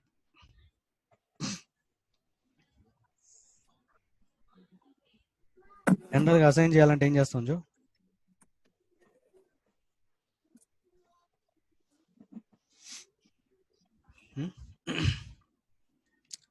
ఇప్పుడు ఏ ఈక్వల్ టు ఏ ప్లస్ 1 అనొచ్చా, అవునా జో? ఇక్కడ కూడా ఈక్వల్ టు ఏ కదా ఉంది, అంతా ఒకటే కదా అంటే, అంతా ఒకటే కదా అంటే, కానీ ఇక్కడ ఒక చిన్న జావాలో ఒక చిన్న ఇది ఉంది. అదేంటి అంటే మ్యాథమెటికల్ ఆపరేటర్లో ఇప్పుడు ఏకి ఒక ఇంక్రిమెంట్ కదా, ఇది ఏకి ఒక వాల్యూ 1 యాడ్ చేసి ఇంక్రిమెంట్ అయ్యి ఏలోకి వస్తుంది. దీన్ని ఏమంటారంటే మ్యాథమెటికల్ ఆపరేటర్స్లో రాసి ఉండాలి, అది ఏంటి అంటే ఏ ప్లస్ ప్లస్, ఏ ప్లస్ Plus, ప్లస్ అనేది అందుకే నేను అథమెటిక్ ఆపరేటర్స్లో పెట్టేదాన్ని. ఏ ప్లస్ ప్లస్ అంటే ఇంక్రిమెంట్, అంటే దీన్ని సిస్ అవుట్ ఏ ప్లస్ ప్లస్ అని పెడితే ఏకి ఎంత వస్తుంది? ఏలో ఆల్రెడీ 10 ఉంది కాబట్టి ఏ ప్లస్ ప్లస్ ఏమొస్తుంది? ఒకవేళ రన్ చేస్తుంటే Plus ఏమొచ్చి ఉంటుంది? 1 యాడ్ చేస్తుంది ఏకి. ఏ ఆల్రెడీ 10 కాబట్టి 10. ఓకే. ప్లస్ ప్లస్ అంటే 1 యాడ్ చేస్తుంది. ఎంత అప్పుడు? 11. అది ఏ ప్లస్ 11 ప్లస్. అవుతుంది. ఏ ప్లస్ ప్లస్ అంటే ఏ ప్లస్ ప్లస్ మీనింగ్ ఏంటి అంటే అథమెటిక్ ఆపరేటర్ ఏ ప్లస్ ప్లస్ మీనింగ్ అంటే a equal to A plus 1. ఓకేనా? ఒకటి. ఏ ప్లస్ ప్లస్ అంటే ఒకటి ఇంక్రిమెంట్ చేస్తుంది. ఇంక్రిమెంట్ చేసి వచ్చిన ఆన్సర్ని మళ్ళీ ఏలోనే పెడుతుంది, అసైన్ చేస్తుంది. అందుకే అసైన్మెంట్ ఆపరేటర్ మధ్య ఈక్వల్. ఈక్వల్ టు ఏ కదా బాబు అసైన్మెంట్ చేస్తున్నాడు. అవును, అంటే నేను ఏం చెప్తున్నానంటే అథమెటిక్ ఆపరేటర్ ఏ ప్లస్ ప్లస్ అర్థమైంది కదా? ఓకే. సో ఇప్పుడు అసైన్మెంట్ ఆపరేటర్కి వద్దాం. ఏ ఈక్వల్ టు ఏ ప్లస్ 1 అంటే ఏ ప్లస్ ప్లస్ని ఇంకొక విధంగా చెప్పాలంటే అసైన్మెంట్ ఇలా రాయొచ్చు కదా ఆపరేటర్ని యూస్ చేసి. అగైన్ మూడో రకంగా కూడా రాయొచ్చు. మూడో రకం ఏంటంటే ఏ ఈక్వల్ టు ఏ ప్లస్ 1 ఇంకో విధంగా ఎలా రాయొచ్చు అంటే ఏ ప్లస్ ఈక్వల్ టు 1. గుర్తుపెట్టుకోండి ఏంది? Plus 1 a plus equal to 1 plus equal to. ఇక కొత్తగా ఆపరేటర్ ఈక్వల్ టు కాదు, ఏంది అది? Plus equal to. Plus equal to. జావాలో ప్లస్ ఈక్వల్ టు ఒకటి ఉంది. సో అది నేను ఇక్కడ చెప్పడం కోసం మీకు a plus equal to A plus equal to 1 ఏమవుతుంది ఇప్పుడు? A plus equal to 1 meaning ఏంది? A equal to A plus 1 అని అర్థం. అర్థమైందా? ఏ ప్లస్ ఈక్వల్ టు 5 అంటే 5 అసైన్ అవుతుంది ఏకి. అంతే. 5 ఇంక్రిమెంట్ ఏ అవుతుంది. ఈక్వల్ టు ఏ ప్లస్ 5 అని అర్థం. అర్థమైందా? సో ఇదొక ఆపరేటర్. ఇంకా ప్లస్ ఈక్వల్ టు వచ్చిందంటే అన్నీ వస్తాయి. ఏ మైనస్ అవుతుంది. Minus equal to some value, లేదా బీనే వాడతాం. బీ కూడా ఉంది కదా మన దగ్గర. ఏ ఈక్వల్ టు బీ లాగా బీ ఉంది కదా. A plus equal to b అంటే a equal to A plus b అని అర్థం. B a plus b.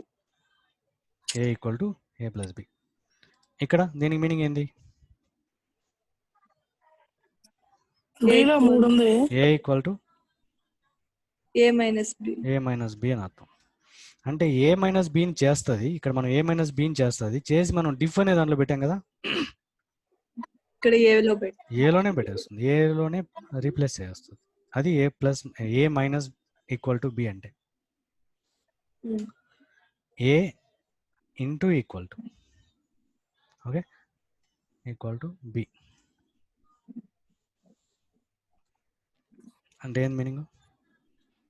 A equal to a into b. ఫాస్ట్గా ఉండాలా? Equal to a into b. Next a by equal to a equal to a by b. So ఇట్లా అన్నిటికీ రాయొచ్చు. ఇంకా mathematical operators arithmetic operators అన్నిటినీ use చేయొచ్చు. ఇంకా a percentage equal to a percentage equal to b. So బీతో divide చేస్తుంది. వచ్చిన రిమైండర్ని తీసుకెళ్ళి ఏలో మార్చేస్తుంది, ఏలో ఏని మార్చేస్తుంది, ఏలో స్టోర్ చేస్తుంది. So A equal to A A percentage B B అని అర్థం. సో పర్సంటేజ్ ఇది ఆపరేటర్స్ కొంచెం డిఫరెంట్గా ఏ ఈక్వల్ టు ఉంది, plus equal to, minus equal to, into equal to, divide by equal to, percentage equal to. అర్థమైందా? So assignment operators ఇలా work అవుతాయి. Run చేస్తే ఇంకా ఏ వాల్యూ మారిపోతా ఉంటుంది. మారిపోయిన తర్వాత మళ్ళీ దాన్ని మళ్ళీ యూజ్ చేసినప్పుడు ప్రాబ్లమ్స్ వస్తాయి. సో ఒకటి రన్ చేస్తాం. ఈ కమెంటింగ్ బ్లాక్ ఎందుకు వర్క్ అవ్వట్లేదు? ఓకే వర్క్ అవుతాం. కంట్రోల్ ఫార్వర్డ్ స్లాష్ కొడితే అన్నిటిని సెలెక్ట్ చేసుకున్నటువంటి ఒకేసారి బ్లాక్ అవుతాయి, కమెంట్ అవుతాయి. Control forward slash. Same thing అన్నిట్లో కూడా అదే ఉండొచ్చు, నాకు తెలిసి అదే అనుకుంటా. యూట్యూబ్లో కూడా కంట్రోల్ ఫార్వర్డ్ స్లాష్. ఏ ఫార్వర్డ్ స్లాష్ అంటే ఇదే పల్లవి, కీబోర్డ్లో ఉంటుంది ఇలాంటి symbol. Control forward slash. A equal to B, అప్పుడు ఏని చూపించమంటున్నాము. ఇది అర్థమైంది. ఓకే, దీన్ని కమెంట్ చేస్తున్నాను. కమెంట్ చేసి దీన్ని అన్కమెంట్ చేస్తున్నాను. So A plus equal to B ఏం జరుగుతుంది? ఏ వాల్యూ ఎంత అవుతుంది? ఏ వాల్యూ ఏం చూపిస్తుంది ఇక్కడ? 13 చూపిస్తుంది. Correct. So new a value is 13. Okay, so next same దీన్ని తీసుకెళ్ళి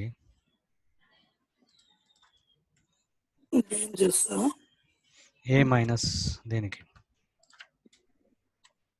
ఇప్పుడు ఏమొస్తుంది? 7. ఓకే, ఏ మైనస్ బి 10 మైనస్ 3 7, అది ఏలో రీప్లేస్ అయిపోయింది. అందుకే ఏని మనం 7గా చూస్తున్నాం. ఓకే, నెక్స్ట్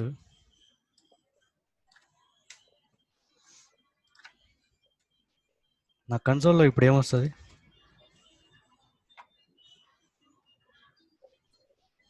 ఇప్పుడు నేనేం కమెంట్ చేయట్లేదు, మళ్ళీ చెప్తాను. ఏమొస్తుంది?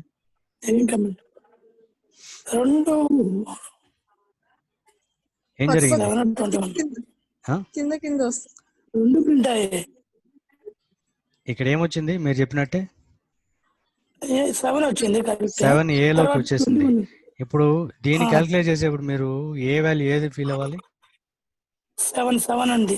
ఎందుకంటే ఈ క్యాలిక్యులేట్ అయిపోయి ఏ చేంజ్ అయిపోయింది. నేను కమెంట్ చేయకుండా రన్ చేసిన తర్వాత ఏ వాల్యూ ఇప్పుడు ఎంత? 10 కాదు, a value 7. New a value 7.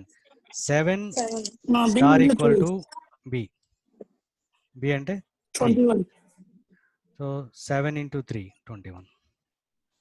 అది మళ్ళీ ఏలోకి మారిపోయింది, 21 అయింది. ఓకే, ఆ 7తోనే నెక్స్ట్ కంటిన్యూ చేశాను. ఇక్కడ ఇది కమెంట్ చేసి ఉంటే ఒకవేళ 10/3 వచ్చి ఉంటుంది, 10 గానే ఉంటుంది ఏ అనేది.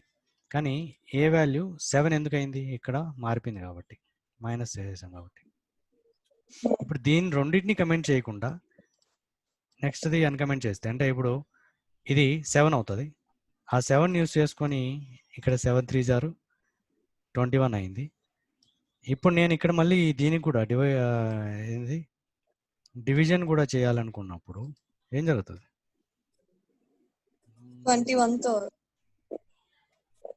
21 డివైడెడ్ బై 21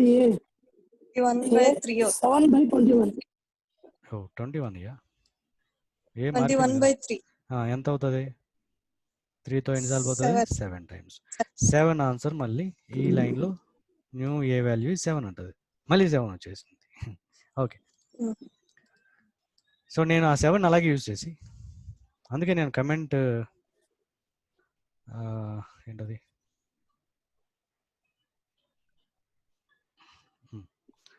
కమెంట్ చేస్తూ వస్తానన్నది మీకు 10గానే ఉంటుంది, కానీ ఇప్పుడు మారుతూ వస్తూ ఉంది ఏ వాల్యూ. కాబట్టి ఆ మారిన ఏ వాల్యూని తీసుకొని నాకు రిమైండర్ చెప్పాలి.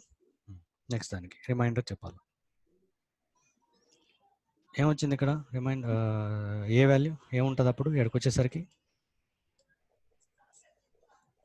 7 ఉంటుంది, అవునా? 7 రిమైండర్ 7% 3. బిలో ఎంత ఉంటుంది? 7% 3. బిలో 7 ఎందుకు ఉంటుంది? బిలో 3. దాన్ని ఎక్కడ మార్చట్లేదు మనం, 3 గానే ఉంటుంది. 1 3తో 7 2 టైమ్స్ పోతుంది, 6 remainder 1. New a value is 1. So ఏలోకి అసైన్ చేస్తూ ఉంటుంది. సో నేను కొంచెం స్టైల్ చేంజ్ చేశాను, పైకి వచ్చేటట్టు కనబడుతుందా? విండో పైన వచ్చింది ఇక్కడ, పైన ఫుల్ విండో పెట్టాను. న్యూ ఏ వాల్యూ ఈజ్ 1 లాస్ట్కి. సింపుల్ జో. ఏం చేస్తున్నాను ఇక్కడ? ఫస్ట్ సబ్ట్రాక్షన్ చేస్తున్నాను, 10లో 3 పోతుంది, అవునా? 10లో 3 పోతే 7. నెక్స్ట్ ఏం చేస్తున్నాను, మల్టిప్లికేషన్. 7 మళ్ళీ ఇంటూ 3 21.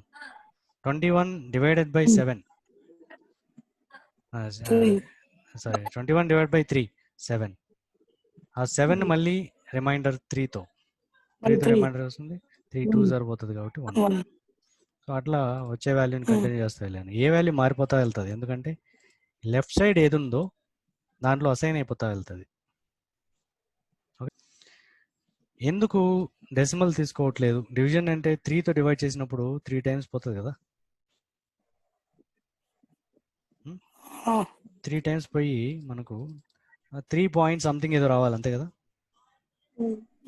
కానీ ఎందుకు తీసుకుంటుంది ఓన్లీ అంటే ఏని మనం ఎలా డిక్లేర్ ఏ వాల్యూని ఇంటీజర్గా డిక్లేర్ చేసిన తర్వాత అది అది ఇంటీజర్ని ఈ మొదటి ఉండే వేరియబుల్ని ఏ డిక్లేర్ చేస్తుంటామో, ఏ డేటా టైప్గా డిక్లేర్ చేస్తుంటామో ఆ టైప్లో కన్వర్ట్ చేస్తుంది ఆటోమేటిక్గా, ఇంటీజరే చూపిస్తుంది.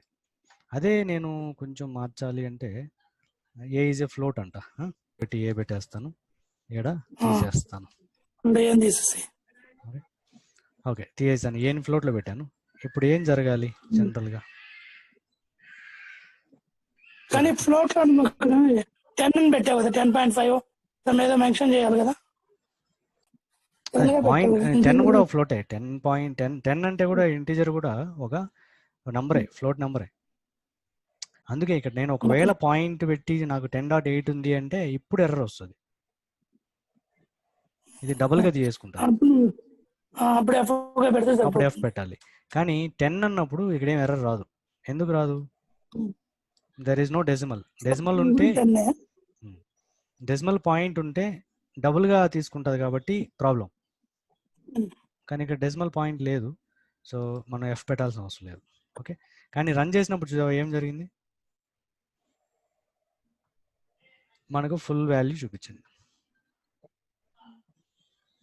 ఓకే, ఎందుకంటే మనకు లెఫ్ట్ సైడ్ ఏ ఉంది, ఆ ఏ యొక్క డేటా టైప్ ఎలా డిక్లేర్ చేసామో ఆ డేటా టైప్లో కన్వర్ట్ చేసి మనకు చూపిస్తుంది. అర్థమైందా?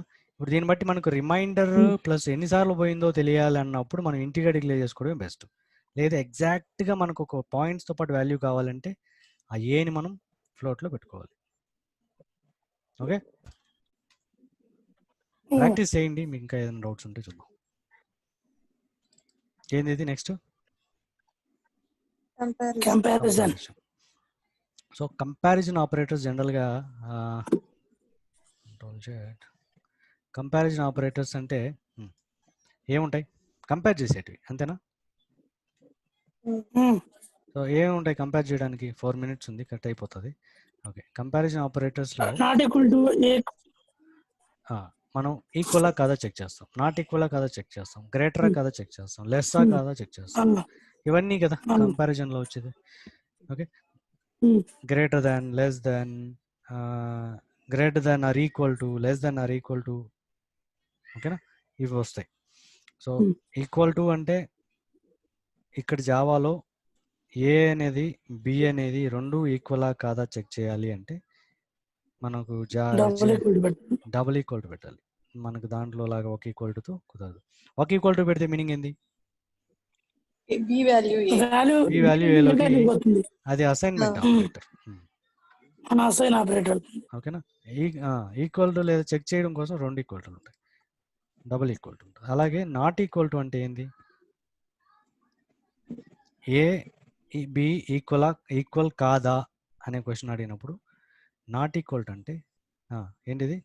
ఎక్స్క్లమేటరీ 1 పైన ఉంటుంది కదా, ఎక్స్క్లమేటరీ. సో అది a not equal to b. అలాగే ఏ గ్రేటర్ దాన్ బి, అలాగే a less than b, a greater than or equal to b, a less than or equal to B.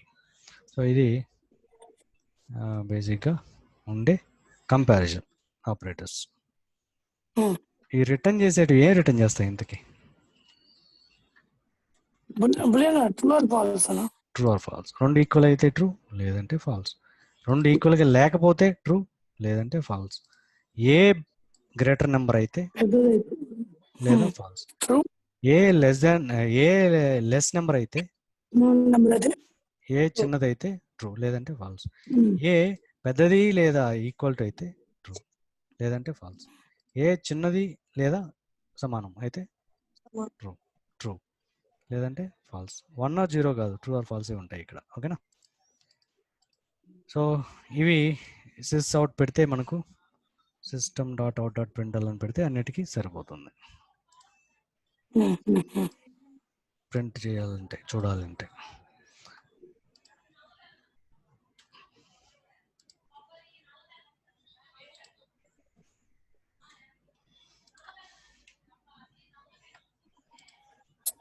ఇదంతా జావానా సెల్ ఏమన్నా? జావానే కదా? ఇదంతా జావానే, సి కాదు. సెలీనియం కాదు, జావా. జావా నేర్చుకుంటేనే, విబి స్క్రిప్ట్ నేర్చుకుంటేనే మనం యూటీపీ చేయగలుగుతాం అంట. ఓకే, ఇవంతా జావానే. Java operators, Java arithmetic operators, assignment operators, comparison, ఇవన్నీ చెప్తున్నాం. సో ఇవన్నీ ఏ బీల మీద డిపెండ్ అయి ఉంటాయి. ఏ అనేది ఇక్కడ ఏముంటుంది ఆ టైంలో 10, బి అనేది 3. సో రెండు ఈక్వల్లా నో, ఫాల్స్ వస్తుంది. ఇక్కడ ఈక్వల్ కాదు కాబట్టి, ఈక్వల్ కాదా అంటే ఎస్, ట్రూ వస్తుంది. ఏ గ్రేటరే కాబట్టి ట్రూ వస్తుంది. ఇక్కడ ఫాల్స్ వస్తుంది. ఏ గ్రేటరే కాబట్టి ట్రూ వస్తుంది. ఇక్కడ so false, true, true false, true false అవి వస్తాయి. False, true, true false, true false. So అర్థమైందా? ఇవి comparison operators.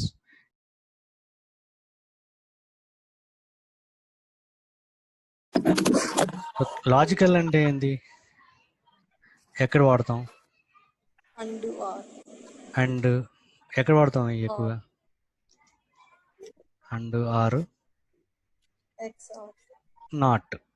And, or, not, ఇవి కదా జనరల్గా ఒక్కొక్క లాంగ్వేజ్ ఒక విధంగా ఉంటాయి. ఇక్కడ అండ్ ఏంటంటే, అండ్ ఎలా రాయాలంటే 2 యాంపర్స్. అలాగే ఆర్ కావాలి అంటే మనం కండిషన్స్లో రాస్తాం ఎక్కువ. వీటిని ఎక్కడ రాస్తాం ఎక్కువ? 2 కండిషన్లు క్లబ్ చేసి రాయాలన్నప్పుడు. ఓకేనా? అండ్ అంటే ఇఫ్ ఏ గ్రేటర్, ఇక్కడ రాసాం కదా comparison. If a equal to b, if a less than b, or if a equal to b, రెండు కలిపి రాయొచ్చు. అండ్ అని కూడా కలిపి రాయొచ్చు అట్లా. ఓకే, సో ఆర్కి పైప్ సింబల్. పైప్ అంటే ఎక్కడ ఉంటుంది? మన బ్యాక్ స్లాష్ పైన ఉంటుంది కీబోర్డ్లో. బ్యాక్ స్లాష్ అంటే ఇది, ఈ స్లాష్ ఈ బటన్ పైన ఉంటుంది, జస్ట్ ఎంటర్ పైన ఉంటుంది. Okay, pipe symbol. So 2 pipe symbol పెడితే 6. నాట్ అంటే ఇంతకుముందే చూసాం, నాట్ ఈక్వల్ టులో చూసాం, ఎక్స్క్లమేటరీ 1 పైన ఉంటుంది. సో ఈ 3 లాజికల్ ఆపరేటర్స్. సో కండిషన్స్ రాసేప్పుడు మనం ఎక్కువ వీటిని వాడదాం. అండ్ అంటే జనరల్గా 2 కండిషన్ క్లబ్ చేసేప్పుడు if both statements, both conditions are true, అప్పుడే అది ట్రూ అవుతుంది. అండ్ అనేది if both conditions are true, then only result is true. Or అంటే if any one of the condition is true, then it returns value true. నేను గుర్తొచ్చి చెప్తాను. Present logical operators అంటే ఇవి. ఇఫ్ ఒక కండిషన్ బ్రాకెట్లో రాశాను అండ్ ఇంకో కండిషన్ రాశాను అంటే మీనింగ్ ఏంది? ఈ 2 కండిషన్లు ట్రూ అవ్వాలి. ఓకే, అప్పుడే మనం ట్రూ వస్తుంది. ఇక్కడ రాసిన స్టేట్మెంట్స్ అన్ని రన్ అవుతాయి. ఇక్కడ రాసిన స్టేట్మెంట్స్ ఏదైనా రన్ అవుతుంది, లేదంటే ఎల్స్కి వెళ్ళిపోతుంది. అర్థమైందా? 2 కండిషన్లు రాసాం, బ్రాకెట్లో ఉన్నాయి 2 కండిషన్లు, మధ్యలో అండ్ పెట్టాం. లాజికల్ ఆపరేటర్ అండ్ పెట్టాం. మీనింగ్ ఏంది? ఈ కండిషన్ ట్రూ అవ్వాలి, ఈ కండిషన్ ట్రూ అవ్వాలి, అప్పుడే ఓవరాల్గా ట్రూ అయినట్టు, అప్పుడే మనం రాసిన ఈ స్టేట్మెంట్స్ అన్ని రన్ అవుతాయి. అదే నేను ఆర్ పెడితే ఏదైనా ఒకటి ఇదా లేదా ఇదా అంట. ఓకే, ఆ రెండిట్లో ఏదో ఒకటి ట్రూ అయినా సరే ఇవన్నీ స్టేట్మెంట్స్ రన్ అవుతాయి. ఆర్ అన్నప్పుడు మన బెనిఫిట్ ఏంటంటే ఏదో ఒకటి తెలిస్తే చాలు, ఏదో ఒకటి ట్రూ అయితే చాలు, మనకు ఈ స్టేట్మెంట్స్ అన్ని రన్ అవుతాయి. అర్థమైందా? ఆర్ అంటే ఆర్ పెట్టినప్పుడు రన్ అయ్యే ఛాన్సెస్ ఎక్కువ, ఏదో ఒక ట్రూ అయితే చాలు.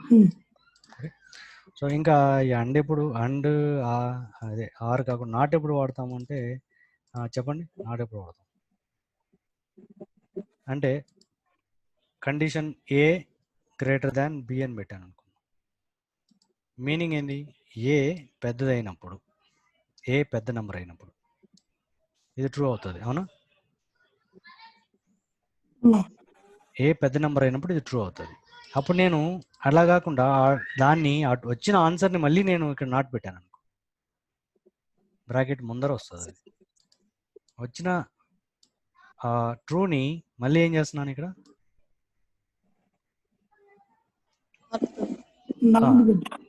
దాని నెగిటివ్ వాల్యూని, ఓకేనా, దాని నెగిటివ్ వాల్యూ ఏంది, ట్రూకి ఫాల్స్ అవుతుంది, అంటే ఫైనల్గా ఇది వచ్చేది ఫాల్స్. ఇంకో కండిషన్ మళ్ళీ నాట్ లేదు దానికి, ఓకే, దానికి ఏమవుతుంది, ట్రూ వస్తుందో ఫాల్స్ వస్తుందో చూసి ఓవరాల్గా ఇక్కడ రాసిన కండిషన్ ప్రకారం రెండు ట్రూ అవ్వాలి. ఒకవేళ ఏ గ్రేటర్ దాన్ బి ఫాల్స్ అయితే ఈ నాట్ ఏం చేస్తుంది, దాన్ని ట్రూ చేస్తుంది. అప్పుడు ఈ సైడ్ కూడా ట్రూ వస్తే అండ్ అనేది మనకు సాటిస్ఫై, ఫుల్ రెండు కండిషన్ సాటిస్ఫై అవుతాయి కాబట్టి ఈ లైన్స్ అన్ని రన్ అవుతాయి.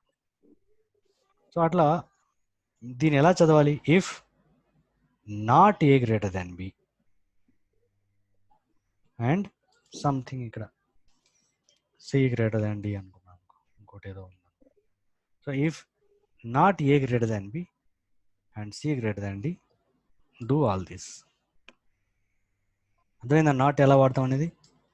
ఏ గ్రేటర్ దాన్ బి మనకి ఇచ్చిన వాల్యూ ప్రకారం a greater than b true, not A greater than b అంటున్నా, ఏ గ్రేటర్ దాన్ బి కాదు అని నేనే అంటున్నా, నువ్వేమంటావు? నో యు ఆర్ రాంగ్ అంటావు, ఫాల్స్ అంటావు. ఇక్కడ ఫాల్స్ అవుతుంది. ఓకే, సో ఈ కండిషన్ ఫాల్స్ అవుతుంది. ఒకటి ఫాల్స్ అయినా అండ్ పెట్టిన దానివల్ల ఒకటి ఫాల్స్ అయినా ఓవరాల్గా మనకి ఏం రన్ అవ్వదు మనం రాసిన కండిషన్. అర్థమైందా? అదే ఇక్కడ ఆర్ పెట్టి ఉంటే ఇది ఫాల్స్ అయినా కానీ స్టేట్మెంట్ రన్ అవుతుంది, ఇది ఫాల్స్ అయినా కానీ ఇది ట్రూ అవుతుందో లేదో, ఇది ట్రూ అవుతుందో లేదో చెక్ చేస్తుంది. ఇది కూడా ఫాల్స్ అయిందంటే ఇంకేం చేయలేము, ఏం రన్ అవ్వదు. సికి డీకి ఒక వాల్యూ ఉందనుకో, ఏదో వాల్యూస్ ఉన్నాయనుకో, c greater than d check చేస్తుంది, అట్లీస్ట్ అదన్నా ట్రూ అయితే రన్ అవుతాయి. అలా కాకుండా ఆర్ ఎప్పుడు వాడతామంటే ఒక ఎక్స్ప్రెషన్ని నెగేట్ చేయడానికి, నెగటివ్ చేయడానికి నెగేషన్ యూజ్ చేస్తాం. నెగేషన్ అంటే ఎక్స్క్లమేటరీ. ఓకే, నాట్ అనేది ఆ విధంగా వాడతాం. ఓకేనా? సో ఇది and or not logical operators, and or not. Bitwise operators, bitwise లో. సో బిట్ వైజ్ ఆపరేటర్స్ లో అది బిట్ వైజ్ అంటే ఏంది, బిట్స్ అంటే ఏంది, బిట్స్ 0 1. ఓకేనా? సో నెంబర్స్ మనకు 10ని 3ని బిట్స్లో కన్వర్ట్ చేసుకొని అప్పుడు ఆపరేటర్ వర్క్ అవుతుంది. దీనికి symbols, bit wise operator symbols ఏంటంటే అండ్, ఆర్కి ఒక పైపు, నాట్కి ఉంది నెగేషన్. సో ఇది బిట్ వైజ్ ఆపరేటర్స్లో డబుల్ యాంపర్సెంట్ పెడితే అది అండ్ లాజికల్ ఆపరేటర్, రెండు కండిషన్ల మధ్యలో వాడతాం. ఒకే యాంపర్సెంట్ పెడితే ఆటోమేటిక్ అది బిట్ వైజ్ బిట్స్లో కన్వర్ట్ చేసుకొని ఆ రెండు నెంబర్స్ని ఏని బిని బిట్స్లో కన్వర్ట్ చేసుకొని అప్పుడు ఆ రెండింటి మధ్యలో అండ్ పెడితే, సింగిల్ యాంపర్సెంట్ పెడితే అది bit wise operator, single pipe పెడితే బిట్ వైజ్ ఆపరేటర్, నాట్ అంటే అండ్ ఆర్ నాట్. ఈ అండ్ ఏంది అసలు, అండ్ ఆర్ ఏంది అంటే బిట్స్లో కన్వర్ట్ చేస్తుంది.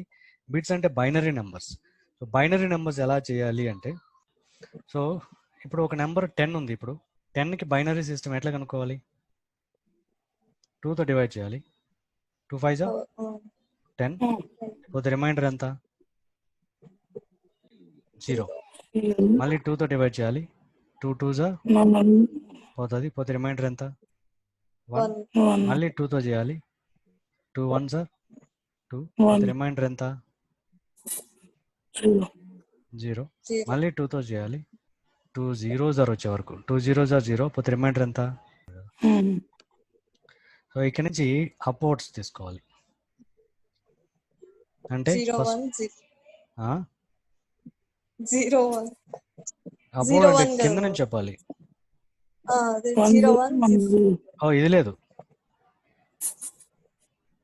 ఈ 0 లేదు, అందుకే నేను 0 టైమ్స్ చేసింది ఒకసారి. మీరు అలా అనుకుంటే ఇక్కడే స్టాప్ చేయాలి. అర్థమైందా? జనరల్గా అక్కడే స్టాప్ చేయాలి. నేను ఇది చెప్పాను, 2 0 0 వచ్చే వరకు చెప్పాను, పోతే రిమైండర్ 1 అట్లే వస్తుంది. అవునా? ఇది రాసిన తర్వాత ఇంక ఇది అవసరం లేదు, డైరెక్ట్గా ఒకే లైన్లో నుంచి ఇట్లా ఏమొచ్చింది? 1 0 1 0.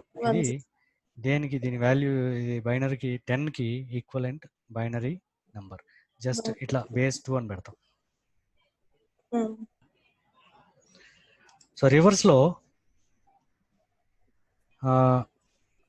1 0 1 0కి ఈక్వల్ వాల్యూ ఎంత? బేస్ 2. దీనికి ఈక్వల్ వాల్యూ ఎంత? 10 అంటే డెసిమల్. ఓకేనా? మన బేస్ 10 అనమాట. 10 అంటే బేస్ 10. బేస్ 10 మనం రాయలేదు, ఆటోమేటిక్ బేస్ 10 ఉన్నట్లు లెక్క. ఓకే, మనం రాసుకున్న మనం వాడే నెంబర్స్ అన్ని బేస్ 10.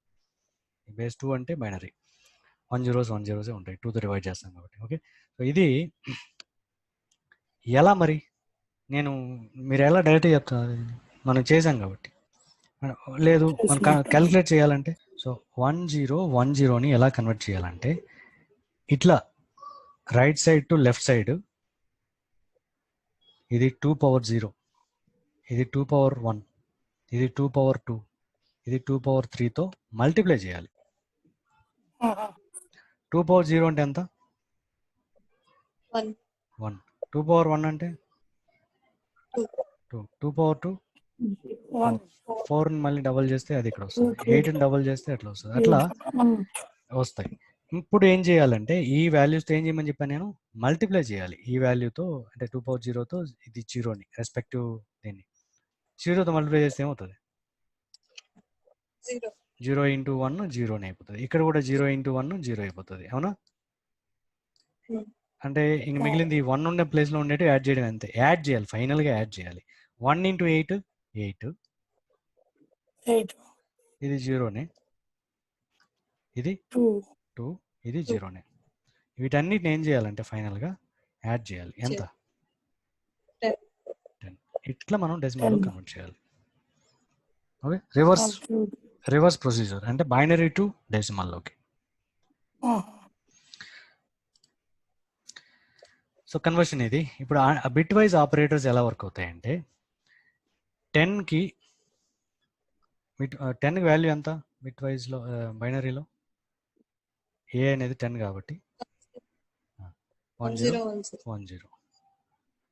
అలాగే ఇంకొక నెంబర్ 3 కదా, 3కి ఏది? బి అంటే 3 కాబట్టి 3ని చేయాలా? చెప్పగలుగుతారా 3ని డైరెక్ట్గా? 1 1 కదా, 1 1 కదా. ఎందుకు 2 పవర్ 0 అంటే 1 2, ఈ రెండింటిని యాడ్ చేస్తే వస్తుంది. 3 అనేది రెండింటిని యాడ్ చేస్తే వస్తుంది. ఏ నెంబర్ అయినా సరే 1 ప్లస్ 2, 2ని డబుల్ చేస్తే 4, ప్లస్ డబుల్ చేస్తే 8, ప్లస్ డబుల్ చేస్తే 16, ప్లస్ డబుల్ చేస్తే 32, ప్లస్ డబుల్ చేస్తే 64, ప్లస్ 128. వీటితోనే మనం ఉన్న నెంబర్స్ అన్నిటినీ ఫామ్ చేయొచ్చు. అదే మ్యాథమెటిక్స్లో నెంబర్స్లో ఉన్న ట్రిక్ ఏంటంటే, 1 వచ్చింది, 2 వచ్చింది, 3 కావాలంటే 1 and 2ని యాడ్ చేస్తే వస్తుంది. 4 అంటే డైరెక్ట్గా ఉంది 4, అవునా? డైరెక్ట్గా 4కి బైనరీ ఏంది టక్కని చెప్పండి. థర్డ్ది కదా 4 థర్డ్ది కదా, అంటే 0 0 1 ఇది 4కి. 2 power సో 2 power 2 2 పవర్ 2 కాబట్టి డైరెక్ట్గా 2 పవర్ 2కి మిగతా అన్ని జీరోలే కాబట్టి అందుకే ఇక్కడ 4 ఒకటే కదా. ఇప్పుడు 5 కావాలంటే 4కి ఏం కలపాలి? మీకు ఇంకా చెప్పాలంటే కంట్రోల్ వి. ఓకే, సో ఇంకా చెప్పాలంటే ఇట్లా అనుకోండి, 1 0 0 1 1 ప్లస్ 2 సారీ 2 పవర్ ఇది 2 తర్వాత 4 తర్వాత 8 తర్వాత 16 తర్వాత 32 64 128 ఇలా వెళ్తాయి కదా. సో ఇప్పుడు ఏ నెంబర్ ఫామ్ చేయాలి సార్? సపోజ్ ఎగ్జాంపుల్ నీకు 27కి కన్వర్ట్ చేయాలి, 27 కన్వర్ట్ చేయాలి. ఏం చేస్తారు మీరు? 27 అంటే 32 తీసుకుంటారా? ఎక్కువైపోయింది కదా, ఎక్కువైపోయింది కదా. 32 అంటే ఎక్కువైపోయింది కదా. 27కి రాయాలంటే 32 అంటే ఎక్కువైపోయింది కదా.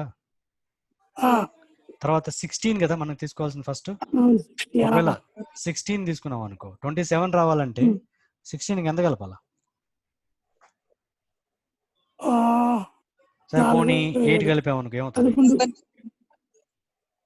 8 కలిపితే ఏమవుతుంది? 8 కలిపితేనా 16 18 8 రెండు కలిపితే ఎంత అవుతుంది? 24 అవుతుంది. 24. ఇంకా ఎంత కలపాలి 27 రావాలంటే? ఇంకా 3 కలపాలా? 3 కలపాలంటే 4 కలపలేం కదా. సో 2 కలిపేస్తాం, ఇంకా 1 కలిపేస్తాం. అంటే ఈ ప్లేస్ ని 0, మిగతావన్నీ కలపాలి. అంటే 1 1 0 1 1. నువ్వు కావాలంటే 27కి రాస్తే ఇదే వస్తుంది. అర్థమైందా? ఇట్లా కూడా చేసుకోవచ్చా? ఇప్పుడు నాకు 25 చెప్పండి. 25కా 16 ఒక 8 24. ఇంకేం కలపాలి? 24 ఒకటి కలిపి సరిపోతుంది. 24కి ఒకటి కలిపితే సరిపోతుంది. అంటే 4 2 ఉన్నాయి కదా, ఈ రెండిటికి 0 ఉంటాయి. అంటే 1 1 1 0 0 1. ఇప్పుడు అర్థమైందా? ఇది ఫాస్ట్ గా బైనరీస్ కన్వర్ట్ చేయడం కోసం ఈ విధంగా రాసుకోవాలి. ఏ నెంబర్ అయినా సరే వీటితో యాడ్ చేస్తే వచ్చేస్తుంది, ఈ కాంబినేషన్ యాడ్ చేస్తే వచ్చేస్తుంది. ఇట్లా రాసుకోవచ్చు, నువ్వు 2తో డివైడ్ చేయాల్సిన పని లేదు. ఓకే, అలాగే బైనరీని డెసిమల్లో కన్వర్ట్ చేసి చూడాలంటే కూడా చూడగానే చెప్పొచ్చు. ఏంది 1 2 4 8, ఏంది ఇది 1 ఇది 2 4 ఇది 8 ఇది 16. ఇవి కలిపితే సరిపోతుంది. 1 ఎక్కడెక్కడ ఉన్నాయో కలిపితే సరిపోతుంది. ఇది మళ్ళీ చెప్పు ఒకసారి. 1 లేక అవునా, 1 1 0 0 1 అనుకో. ఓకే, ఇప్పుడు చెప్పండి 1 ఎక్కడ ఉందో అక్కడ మాత్రం రాసుకోవాలి. ఈ ఆర్డర్ చెప్పండి, ఈ ఆర్డర్ చెప్పండి. 1 2 4 అవసరం లేదు, రాయబడలేదు. 8 నెక్స్ట్ 16. 1 ఉన్న దగ్గర అంతా రాశాను, వీటిని మాత్రం యాడ్ చేస్తే సరిపోతుంది. 25 కదా. అట్లా 1లో ఉన్న చోట మాత్రమే ఆ వాల్యూస్ రాసుకొని యాడ్ చేస్తాం అంతే. 12 14 15. సో 15 తీసుకుంటుంది దీన్ని. ఇప్పుడు ఏంది దాని వాల్యూ? ఇక్కడ నేను ఇది ఏలో ఉంటుంది, ఇది బిలో ఉంటుంది. ఇప్పుడు నేను ఏ అండ్ బి అని పెట్టాను. ఏ అండ్ బి అంటే మీనింగ్ ఏంది? బిట్ వైజ్ ఆపరేటర్ వాడుతున్నాను 2 నెంబర్ల పైన, 10 5 పైన. ఓకేనా. అండ్ ఏం చేస్తుంది అంటే ఇఫ్ బోత్ ఆర్ 1 ఏం చేస్తుంది? ఇఫ్ బోత్ ఆర్ 1 అంటే బోత్ ఆర్ ట్రూ ఫాల్స్ కాదు. If both are 1, if both bits are 1, then it will be 1. Otherwise 0. మామూలుగా అడిషన్ చేసినట్టే, అంటే జస్ట్ పైన. ఇప్పుడు ఈ సైడ్ ఉన్న 0 0 2 తీసుకో. 0 1 ఉంది, బోత్ ఆర్ 1 కాదు కదా. 2 1లు అయితేనే 1 వస్తుంది. ఇప్పుడు 0 వస్తుంది. ఇక్కడ 1 వస్తుంది. ఈ రెండింటిని One. 1 1 అన్నప్పుడు 1 వస్తుంది, ఇక్కడ 0 వస్తుంది, మళ్ళీ 1 వస్తుంది. ఏం 1 వచ్చింది ఫైనల్? వస్తుంది. 1 0 1 0 1 0. 1 0 1 0 అనేది ఫైనల్గా ఒక ఆన్సర్ దీంట్లోకి వస్తుంది. ఏదైతే మనం సి అని పెట్టాం అనుకో, ఇంకొకటి సిలోకి ఏమొస్తుంది అప్పుడు? 1 0 1 0. వాల్యూ ఎంత? 1 0 1 0కి రివర్స్లో మనకు చూపించాలి కదా, సో అది మనకు రివర్స్లో 10 అనేది చూపిస్తుంది సి వాల్యూ. సో ఇది మనకు బిట్ వైజ్ అండ్. ఒకవేళ పైప్ పెట్టుంటే ఇక్కడ పైప్ ఒక single pipe, bitwise or, bitwise bitwise or అనమాట, బిట్ వైజ్ ఆర్ అనమాట. ఏదన్నా ఇంకా అది అన్ని 1లే వస్తాయి. అంటే మీనింగ్ ఏంది? ఏదైనా ఒక 1 ఉంటే చాలు 1 అయిపోతుంది. సో 1 0 1 0 1 1 1 1 అంటే ఆటోమేటిక్ కింద అన్ని 1 ఉన్నాయి కాబట్టి ఇంక ఉండేది అన్ని 1లే కదా. ఒక 1 ఉంటే చాలు పైన కింద రెండిట్లో, 2 1లు ఉన్నా 1 ఉన్నా ఏదైనా సరే ఒక 1 ఉంటే చాలు. సో దీని వాల్యూ సిలోకి వస్తుంది. ఎంత? 1 1 1 1 అంటే 15 వచ్చింది. సో ఎగ్జాక్ట్గా 10 15 వస్తాయని లేదు, ఇంకో నెంబర్ ఏదైనా డిఫరెంట్ నెంబర్ కూడా రావచ్చు. ఓకేనా? సో సపోజ్ నేనేం చేస్తున్నానంటే ఒక 5 తీసుకుంటాను, 3 తీసుకుంటాను. నేనేం పడుతున్నాను అంటే నెగేషన్ 5 అండ్ 3. దీని ఆన్సర్ ఏందని అడుగుతున్నా. ఏలో 5 బిలో 3 ఉంటే negation A and B, negation A and B అని అడిగినట్లు లెక్క. ఓకేనా? సో ఏం జరుగుతుంది అంటే 5కి ఏంది? 1 0 1. 1 0 1. 3కి ఏంది? 1 1 1 0 1 1 0. 1 1 0నా? 0 1 0 1 1. ఫస్ట్ 0 1 1 యాక్చువల్గా 0 1 1 1 అంటే సరిపోతుంది. లెఫ్ట్ సైడ్ 0 పెట్టుకోవచ్చు, 0 1 1 అనొచ్చు. ఓకేనా? లెఫ్ట్ సైడ్ ఎన్ని 0లోనే పెట్టుకోవచ్చు, 0 0 0 1 1. కానీ ఫైనల్గా చెప్పాల్సింది 1 1. ఓకే, అంటే 5 అంటే ఏది? 1 0 1 0 1. నెగేషన్ 5 ఏమవుతుంది? 0 1 0. Negation 5 equal to 0 1 0. ఓకేనా? అంటే దానికి నెంబర్ ఏంది అసలు యాక్చువల్గా? 0 1 0 అంటే 2. అది సింపుల్గా నెగేషన్ 5 ఎంత అంటే 2. Okay, so negation 5 sorry negation 5 3 కదా, నార్మల్ 3 కదా. 3 ఈక్వల్ టు 1 1. 0 పెట్టుకుంటాం, 0 1 1. సో ఈ రెండింటిని అండ్ చేయమన్నట్టు అర్థం. అండ్ అంటే రెండిట్లో 1 ఉంటేనే 1, మిగతా వాడిని జీరోస్. సో దీని వాల్యూ ఎంత అంటే 2. Negation 5 and 3 equal to 2. మనకు ఫైనల్ డిస్ప్లే అయ్యేది 2. సో ఇట్లా సింపుల్గా మ్యాథమెటిక్స్ సంబంధించిన bitwise operators and or not అంటే నెగేషన్ ఇక్కడ. Okay,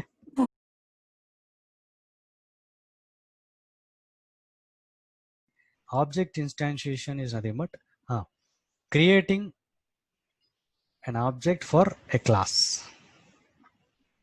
Okay, creating an object for a class. So ఇప్పుడు నేను ఆపరేటర్స్ అనే ఒక క్లాస్ ఉంది కదా, ఇంతకుముందు రాశాను కదా, ఆపరేటర్స్ కోసం మనం క్లాస్ రాశాను కదా, ఒక ఫైల్ క్రియేట్ చేశాను కదా. సో దీనిలో మెయిన్ మెథడ్ కాకుండా ఇంకొక మెథడ్ రాస్తాను, public. Okay, public wide my common method అనుకుంటా. ఎన్ని వర్డ్స్ ఉన్నాయి ఇక్కడ? మై కామన్ మెథడ్ 3 వర్డ్స్ ఉన్నాయి. ఇందులో ఫస్ట్ వర్డ్ని స్మాల్ లెటర్స్ రాయాలి, కామన్ అనేది సి క్యాపిటల్ లెటర్తో స్టార్ట్ చేయాలి. ఓకే, మెథడ్ అనేది మళ్ళీ ఇది నేమింగ్ కన్వెన్షన్. సో దీనికి మెథడ్ అంటే ఎప్పుడు కానీ బ్రాకెట్ అనేది ఒక ప్రతి మెథడ్కి బ్రాకెట్స్, ఇలా మెయిన్ మెథడ్ కూడా ఉంది కదా, బ్రాకెట్ పెట్టాలి. ఓకే, బ్రాకెట్ పెట్టిన తర్వాత ఫ్లవర్ బ్రాకెట్ ఓపెన్ చేయాలి. మరి బ్రాకెట్లో స్ట్రింగ్ ఆర్గ్స్ అని లేవు కదా అంటే లేవు. నాకు పారామీటర్స్ కావాలంటే పాస్ చేయాలంటే పాస్ చేయొచ్చు. ఒక మెథడ్ క్రియేట్ చేసేటప్పుడు ఆ మెథడ్ రన్ చేయాలనుకుంటే ఏదైనా ఒక వాల్యూ కావాలి దానికి అంటే మనం పాస్ చేసి కాల్ చేయాలి. అలాంటిది ఏం లేదు, డైరెక్ట్గా వచ్చి రన్ చేసి మొత్తం అనుకుంటే డైరెక్ట్గా దీనికి పారామీటర్స్ ఏం లేవు, దీన్ని కాల్ చేయండి చాలు వచ్చి ఇవన్నీ రన్ అవుతాయని చెప్తా అంతే. నో పారామీటర్స్, నా మెథడ్కి నో పారామీటర్స్. ఎందుకంటే నేను ఏమి చేయట్లేదు, ఇక్కడ క్యాలిక్యులేషన్స్ ఏం చేయట్లేదు. నేను జస్ట్ ఒక system.out.println అని పెడతాను.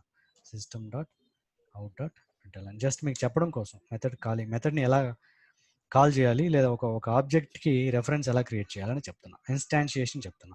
ఇది ఇక్కడ కాదు, ఇది ఆపరేటర్స్ అనే జావా ఫైల్, ఇన్స్టాన్షియేషన్ అనే ఇంకో జావా ఫైల్ క్రియేట్ చేసి చేస్తున్నాను నేను. కానీ ఇక్కడ ఒక కాల్ చేయడం కోసం ఒక మెథడ్ని క్రియేట్ చేసుకుంటున్నాను మీకు చెప్పడం కోసం. ఒక మెథడ్ నుంచి ఒక క్లాస్ నుంచి ఇంకో క్లాస్లోకి. ఓకే, system.out.println నేను ఇక్కడ I'm a common method in operators class అని రాశా. జస్ట్ ప్రింట్ చేయమని ఐఎమ్ ఏ కామన్ మెథడ్ అనే ఏదో ఒక స్ట్రింగ్ రాశాను, సంథింగ్ ఏదో ఒకటి, అది ప్రింట్ అవుతుంది ఎప్పుడు మై కామన్ మెథడ్స్ అనేది ఎవరైనా కాల్ చేసుకుంటే. ఓకేనా, అర్థమైందా? ఇది ఎక్కడుంది మై కామన్ మెథడ్ అనే ఒక మెథడ్ ఎక్కడుంది? ఆపరేటర్స్ అనే క్లాస్లో ఉంది. ఆపరేటర్స్ అనే క్లాస్లో ఉంది. నేను ఇంకో క్లాస్ క్రియేట్ చేశాను, ఇన్స్టాన్షియేషన్ అనే క్లాస్, ఎందుకంటే మీకు ఇన్స్టాన్షియేషన్ గురించి చెప్పాలి కాబట్టి. ఫైన్, ఇన్స్టాన్షియేషన్ ఏంది అంటే ఆ క్లాస్కి ఏదైతే ఆపరేటర్స్ ఉందో ఆ క్లాస్కి ఒక రెఫరెన్స్ ఆబ్జెక్ట్ క్రియేట్ చేసుకోవాలి. ఎందుకంటే దీంట్లో ఉండే మెథడ్స్ అన్నిటిని యాక్సెస్ చేయాలి అంటే, దీంట్లో ఇలాంటి మెథడ్స్ 100 ఉన్నాయనుకున్నాం, రీయూజబుల్ మెథడ్స్ లేదా కామన్ మెథడ్స్ ఏదో చాలా ఉన్నాయనుకున్నాం. వాటన్నిటిని యాక్సెస్ చేయడం కోసం నేను వాటన్నిటిని కాల్ చేయడం కోసం, ఆ మెథడ్స్ అన్నిటిని కాల్ చేయడం కోసం నేను ఒక రెఫరెన్స్ క్రియేట్ చేయాలి, ఒక ఆబ్జెక్ట్ క్రియేట్ చేయాలి. ఆ ఆబ్జెక్ట్ క్రియేట్ చేయడానికి వాడే కీవర్డ్ ఏంటి అంటే న్యూ. ఆపరేటర్స్ అనే క్లాస్ డేటా టైప్గా కూడా వర్క్ అవుతుంది. చూడు కావాలంటే మనం జనరల్గా ఎప్పుడు వాడతాం ఈ విధంగా, ఇంటో లేదంటే క్యారో లేదంటే డబుల్లో ఫ్లోటో ఉన్నప్పుడు కదా. కానీ అసలు ఆపరేటర్స్ అనే డేటా టైప్ లేదు కదా ఇంటూ వీటి లిస్ట్లో, మీకు చెప్పిన ప్రిమిటివ్ డేటా టైప్స్లో. కానీ ఇక్కడ ఎర్రర్ ఏం రాలేదు, దానికి ఇది ఇన్స్టెంట్ డేటా టైప్ అంటారు దీన్ని. మనం ఇన్స్టెంట్ క్రియేట్ చేస్తున్నాం ఆ క్లాస్కి. ఓకేనా, ఇవే ఇన్స్టెంట్ డేటా టైప్స్. కరెక్ట్, నువ్వు అర్థం చేసుకున్నావు. ఇప్పుడు దీన్ని అసైన్ చేయాలంటే మామూలుగా ఇంతకుముందు లాగానే ఇంట్ డిక్లేర్ చేసి అసైన్ చేయాలంటే ఏం చేసాం, ఏకి అసైన్ చేసాం కదా. ఆ విధంగా ఇక్కడ ఎందుకంటే ఈ ఆపరేటర్స్ అనే క్లాస్లో చాలా మెథడ్స్ ఉన్నాయనుకుందాం. ఈ మెథడ్ లాంటిది ఎగ్జాంపుల్ మన టెస్టింగ్లో క్లిక్ చేయాలి, ఎంటర్ చేయాలి, సెలెక్ట్ చేయాలి, ఇంకొకటి వ్యాలిడేట్ చేయాలి, ఇంకోటి ఆ పేజ్లో ఒక ఫీల్డ్ ఉందా లేదా చెక్ చేయాలి, లింక్ లేని ఉన్నాయి కౌంట్ చేయాలి. ఇలాంటి కామన్ మెథడ్స్ ఎన్నో రాసుకున్నాం అనుకో, అదేనా జో? ఆ మెథడ్స్ అన్నిటిని దీంట్లో ఉంటాయి కదా, 100 మెథడ్స్ అంటే 100 మెథడ్స్ ఈ క్లాస్లో ఉంటాయి. వాటన్నిటిని ఎలా కాల్ చేయాలి? మన QTPలో అయితే ఆ ఫంక్షన్ కాల్ చేస్తాం కదా, ఆ ఫంక్షన్ని ఇంక్లూడ్ చేసుకోవాలి, కాల్ చేయాలి. ఇక్కడ ఎలా చేయాలి అంటే పల్లవి, ఇప్పుడు క్లాస్ నేమ్ కదా ఆపరేటర్ అనేది, అవును, దాన్ని డేటా టైప్, దాన్ని ఇన్స్టెంట్ డేటా టైప్ గా కూడా యాక్ట్ చేస్తాయి కాబట్టి క్లాసెస్. సో ఆపరేటర్స్ స్పేస్ ఒక వేరియబుల్, ఇది వేరియబులే కదా ఇప్పుడు ఇక్కడ, ఇది ఇన్స్టెంట్ వేరియబుల్ లేదా reference variable, object reference variable. ఎందుకంటే ఇది మనకు ఆబ్జెక్ట్ రెఫరెన్స్ డేటా టైప్ కాబట్టి, ఇన్స్టెంట్ డేటా టైప్ కాబట్టి. అర్థమైందా?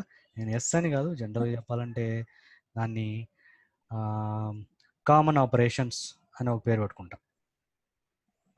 కామన్ ఆపరేషన్స్ జనరల్గా ఇది వేరియబుల్, ఇక్కడ వేరియబుల్గా క్రియేట్ చేసుకున్నా. ABCDలు అక్కడ ఎలాగైతే మనం ఇంటీజర్గా పెట్టుకున్నాం, ఇక్కడ కూడా వేరియబుల్స్. ఓకేనా. కామన్ ఆపరేషన్స్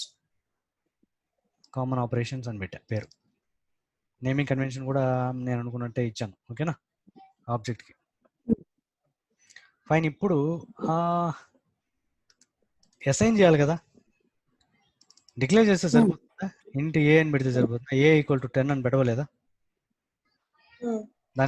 దాన్ని ప్రాసెస్ చేయాలి డేటా అంటే అసైన్ చేయాలి, వాల్యూస్ ఉండాలి. ఇది జస్ట్ డిక్లరేషన్ ఇంటి ఏ లాగా. అసైన్ చేయాలంటే ఏ ఈక్వల్ టు అన్నట్టు ఇది ఈక్వల్ టు అనాలి కదా. కామన్ ఆపరేషన్స్ అక్కడ 10 ఇచ్చినట్టు అది ఇంటీజర్ డేటా టైప్ కాబట్టి 10 ఇచ్చాం. మరి ఇక్కడ ఏమి ఇవ్వాలి? ఇది ఇంటీజరా? న్యూ. ఎస్, ఇక్కడ న్యూ ఇవ్వాలి. ఎందుకంటే అదే న్యూ కీవర్డ్ యూజ్ చేసి new operators open and close semicolon end చేస్తాం. ఇక్కడ ఎలా ఇవ్వాలి? మనం ఏదైతే రెఫరెన్స్ డేటా టైప్ ఉందో ఓకేనా, దాన్నే మళ్ళీ ఇస్తాం ఇక్కడ. ఓకే, కానీ ఓపెన్ అండ్ క్లోజ్ బ్రాకెట్స్ పెడతాం. కానీ యాక్చువల్ కాన్సెప్ట్ ఇక్కడ వేరే. న్యూ అనేది ఇక్కడ క్లాస్ నేమ్ కాదు మనం ఇచ్చుండేది, క్లాస్ నేమ్ కాదు. క్లాస్ నేమ్ ఆపరేటర్సే, ఓకేనా. అది కాదు ఇక్కడ, ఇది కాదు. ఓకేనా, ఇది ఒక మెథడ్. ఇది ఆపరేటర్స్ అనే మెథడ్. ఎక్కడన్నా ఉందా ఆపరేటర్స్ అనే మెథడ్? ఉందా అసలు దీంట్లో? లేదు. సో మీకు ఇంకో కాన్సెప్ట్ కవర్ అయిపోతా ఉంది. ఏంటంటే పబ్లిక్ పెట్టలేదు, ఓకే పబ్లిక్ కూడా పెట్టుకుందాం. ఇట్లా ఎన్నో మెథడ్స్ క్రియేట్ చేయొచ్చు. క్లాస్ నేమ్తోనే ఒక మెథడ్ క్రియేట్ చేయొచ్చా, చేయకూడదా? ఇది క్వశ్చన్.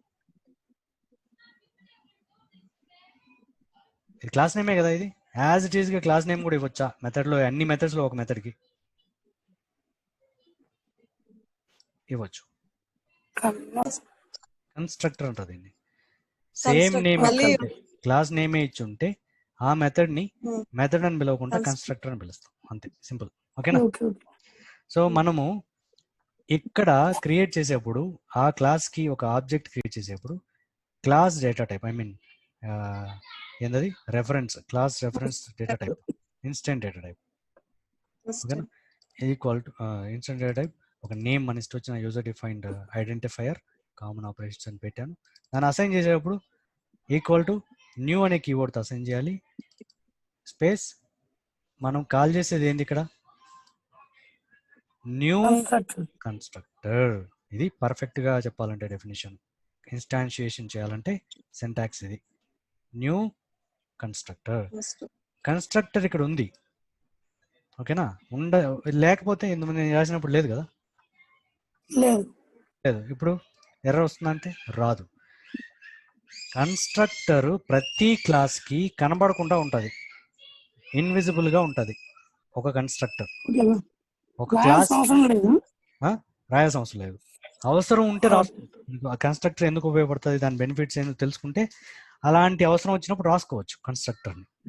కానీ ప్రతి క్లాస్కి ఒక కన్స్ట్రక్టర్ ఆటోమేటిక్గా బై డిఫాల్ట్ ఇన్విజిబుల్గా ఉంటుంది ఒకటి. మరి ఎన్ని రాసుకోవాలనుకుంటే ఒకటేనా, ఎన్ని రాసుకోవచ్చా ఆపరేటర్స్ అనే పేరుతో? ఇలా ఒకటి రాసాం కదా, ఇంకోటి కూడా రాయొచ్చు. అది నా క్వశ్చన్. ఎన్ని కన్స్ట్రక్టర్స్ రాయొచ్చు? ఇది ఎర్రర్ చెప్తా ఉంది. ఏమంటావు? Duplicate method operators type operators అంటే డూప్లికేట్ మెథడ్స్ ఉన్నాయి. సో ఇది కన్స్ట్రక్టర్ నేమ్ ఉంది, దాని డూప్లికేట్ మెథడ్స్ లా ఉన్నాయి. నువ్వు ఏదైనా చేంజ్ చేయాలని చేంజ్ చేయాలి. అంటే మీనింగ్ ఏంటంటే ఇలా రాయడం కష్టం, ఒకే విధంగా రాయకూడదు. కానీ కన్స్ట్రక్టర్ అంటే name as same as class కదా. సో మనం అలాగే పెట్టచ్చు. బట్ ఆర్గ్యుమెంట్స్ ఏదైనా పాస్ చేసుకొని ఇంటి ఏ ఇలా చేసుకోవచ్చు. ఇప్పుడు ఏం ఎర్రర్ లేదు, ఎర్రర్ కాదు. ఓకేనా. సో అంటే ఎన్ని కన్స్ట్రక్టర్లు అయినా ఇది కూడా కన్స్ట్రక్టరే, ఎందుకంటే సేమ్ నేమే కదా. బట్ దీనికి ఒక వాల్యూ పాస్ చేయాలి కాల్ చేసుకోవాలంటే. ఓకే. సో ఈ విధంగా ఒక పారామీటర్ ఇంకొక పారామీటర్తో ఇంకో కన్స్ట్రక్టర్ కూడా కాపీ చేసుకోవచ్చు. అంటే మెనీ కన్స్ట్రక్టర్స్ కూడా ఉండొచ్చు. Okay, more than one constructor కూడా క్లాస్కి ఉండొచ్చు, కానీ with different arguments different arguments. మనం క్రియేట్ చేసుకోవాలి. సేమ్ ఇంటితో మళ్ళీ ఇంకోటి చేయొచ్చు అంటే ఇంటి ఏతో కానీ ఇంటి బితో కానీ సంథింగ్ ఏదైనా కానీ ఇంకేదైనా కానీ చేయడానికి లేదు. డిఫరెంట్ డేటా టైప్ అన్నా వాడుకోవాలి, లేదా ఇంకొక ఆర్గ్యుమెంట్ అయినా, 2 ఆర్గ్యుమెంట్లు యాక్సెప్ట్ చేస్తుంది ఇది అడిషన్ ఆఫ్ 2 నెంబర్స్ రాసుకుంటాను అనుకుంటే 2 చేసుకోవచ్చు ఏదైనా, ఇది యాక్సెప్ట్ చేస్తుంది. సో అర్థమైన constructors can be many in a class, but the difference of number of parameters or type of parameters ఉండాలి. ఇంటి ఏ ఉన్నప్పుడు ఒక పారామీటర్ ఇంటి ఏ ఉన్నప్పుడు ఇంకోటి ఫ్లోట్ ఏ పెట్టుకోవచ్చు, ఫ్లోట్ బి పెట్టుకోవచ్చు, ఫ్లోట్ ఎఫ్ పెట్టుకోవచ్చు. ఓకేనా, వేరే డేటా టైప్ అనేది పాస్ చేసుకునేలాగా ఉండొచ్చు. సేమ్ ఇంటితోనే ఇంకోటి క్రియేట్ చేస్తానంటే కుదరదు. ఇది ఉంది కదా ఇంకోటి ఎందుకని, అర్థమైందా? సో ఇది కన్స్ట్రక్టర్ కాన్సెప్ట్. ఈ కన్స్ట్రక్టర్కి ఈ కన్స్ట్రక్టర్స్కి డిఫరెన్స్ ఏంది? Different more number of parameters ఉన్నాయి. అసలు పారామీటరే లేదు ఈ కన్స్ట్రక్టర్. ఇక్కడ పారామీటర్స్ ఉన్నాయి, ఇవి కూడా లేవనుకున్నాం, అసలు లేవు, కన్స్ట్రక్టర్ ఏం రాయలేదు. కానీ ఒక కన్స్ట్రక్టర్ ఉంటుంది, ఏది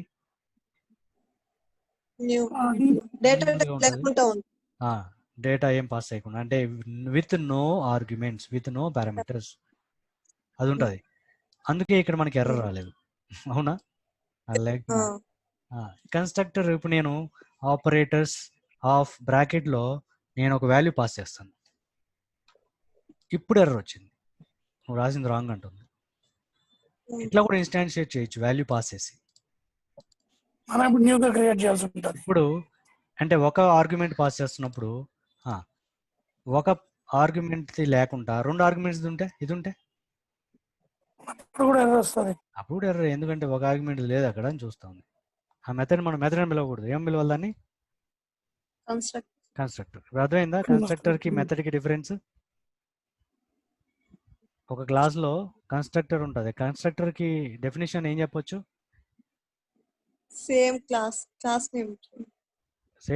name as class name. Same class name as a method name is called a constructor. If the method name is same as class name అని చెప్పొచ్చు. If the method name is same as class name, that is constructor, not a method.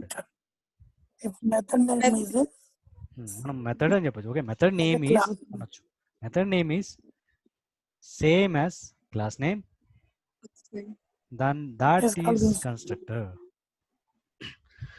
Fine. ఇప్పుడు నేను ఈ 2 లైన్స్నే ఇక్కడ నేను చెప్పాలనుకునే concept ఇన్స్టాన్షియేషన్. మరి object create అయిపోయింది, object define అయిపోయింది, ఇక్కడ ఇనిషియలైజ్ అయిపోయింది. ఇనిషియలైజ్ అయిపోయిన తర్వాత ఈ రెఫరెన్స్ వేరియబుల్ ఉంది కదా, ఆబ్జెక్ట్ రెఫరెన్స్ వేరియబుల్, దానికి మనకి యాక్సెస్ ఇచ్చేస్తుంది. ఈ క్లాస్ మొత్తంలో ఉండే మెథడ్స్ అన్నిటికీ యాక్సెస్ ఉంటుంది దానికి. సో ఏవేవైతే ఉన్నాయో మెథడ్స్ అన్ని యాక్సెస్ ఉంటుంది. మనం ఆబ్జెక్ట్ డాట్ అంటాం కదా, అలా డాట్ పెట్టుకోవాలి. డాట్ ఇది ఆబ్జెక్ట్ రెఫరెన్స్, ఓకే, అందుకే డాట్ పెడతాం.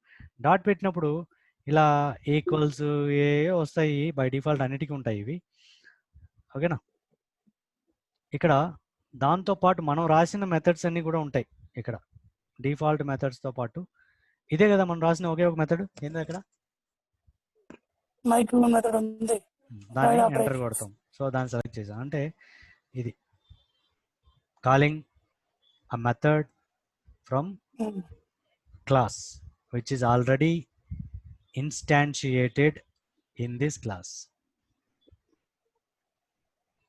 which is already instantiated అంటే ఆ క్లాస్ నేను ఇన్స్టాన్షియేట్ చేసి ఒక ఆబ్జెక్ట్ క్రియేట్ చేశాను. Object reference common operations dot అని పెట్టగానే దాంట్లో ఉన్న మెథడ్స్ అన్నీ కనబడతాయి. సో ఇది ఇప్పుడు ఏం చేస్తుంది, రన్ చేస్తే మెయిన్ మెథడ్లోంచి ఏమున్నాయి, ఇంటి ఏ అని అవసరం కదా, ఇంకా ఇంటి ఏ తీయేస్తాను. సో ఇక్కడ ఏం చేశాను నేను, ఇన్స్టాన్షియేషన్ అండ్ కాలింగ్ మెథడ్ 3 లైన్స్ ఉన్నాయి.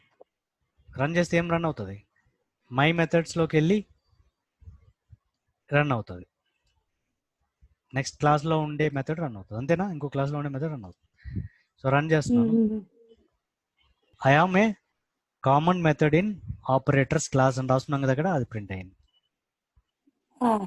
సో అర్థమైందా? ఇన్స్టాన్షియేషన్స్ అనే జావా ఈ క్లాస్ నేను రన్ చేస్తున్నాను, కానీ వేరే క్లాస్ నేను ఇన్స్టాన్షియేట్ చేశాను, దాంట్లో ఉండే మెథడ్ ఒకదాన్ని కాల్ చేశాను. అర్థమైందా? ఇప్పుడు ఈ ఇన్స్టాన్షియేషన్ అంటే ఆబ్జెక్ట్కి ఎలా క్రియేట్ చేయాలనేది అర్థమైందా? సింపుల్గా ఇన్స్టాన్షియేషన్ అంటే ఆబ్జెక్ట్ క్రియేట్ చేయడం, ఒక క్లాస్కి ఆబ్జెక్ట్ క్రియేట్ చేయడం. ఇలాగే కదా రెండు లైన్లు రాసాం కదా మనం ఇన్స్టాన్షియేట్ చేయడానికి, ఆబ్జెక్ట్ క్రియేట్ చేయడానికి. సో ఈ రెండింటిని క్లబ్ చేస్తాను నేను. అంటే మనం ఎలాగైతే క్లబ్బింగ్ అంటే ఇప్పుడు ఇంటి ఏ అంటాము, ఇంటి ఏ అంటాము, ఏ ఈక్వల్ టు 10 అంటాము, ఈ రెండింటిని క్లబ్ చేయొచ్చు కదా, క్లబ్ చేసి రాయొచ్చు కదా. ఎట్లా? ఇంటి బి అనుకో, ఇంటి బి ఈక్వల్ టు 3 అని రాయొచ్చు కదా. ఈ వేలో నాకు దీన్ని చెప్పండి, ఈ వేలో దీన్ని చెప్పండి. సో ఇంటి ఏ ఈక్వల్ టు 10 అని రాయొచ్చు కదా ఇట్లా. ఆడ కామన్ ఆపరేషన్ దగ్గర కోలన్ తీసి న్యూ ఈక్వల్ టు ఆపరేటర్స్ అంటారు అంతే. అంటే కోలన్ తీసేసి పోయిన అంటే ఏం చేయాలి, ఇదంతా తీసేసి, లేదా ఈ కాలం తీసేసి ఇదంతా ఎత్తుకుపోయి ఈక్వల్ టు పెట్టి ఈక్వల్ టు కూడా తీసుకెళ్ళి పెడతాం. సో ఇది సింగిల్ లైన్లో ఆబ్జెక్ట్ క్రియేట్ చేయడం. ఓకే, దీన్ని కమెంట్లో పెట్టి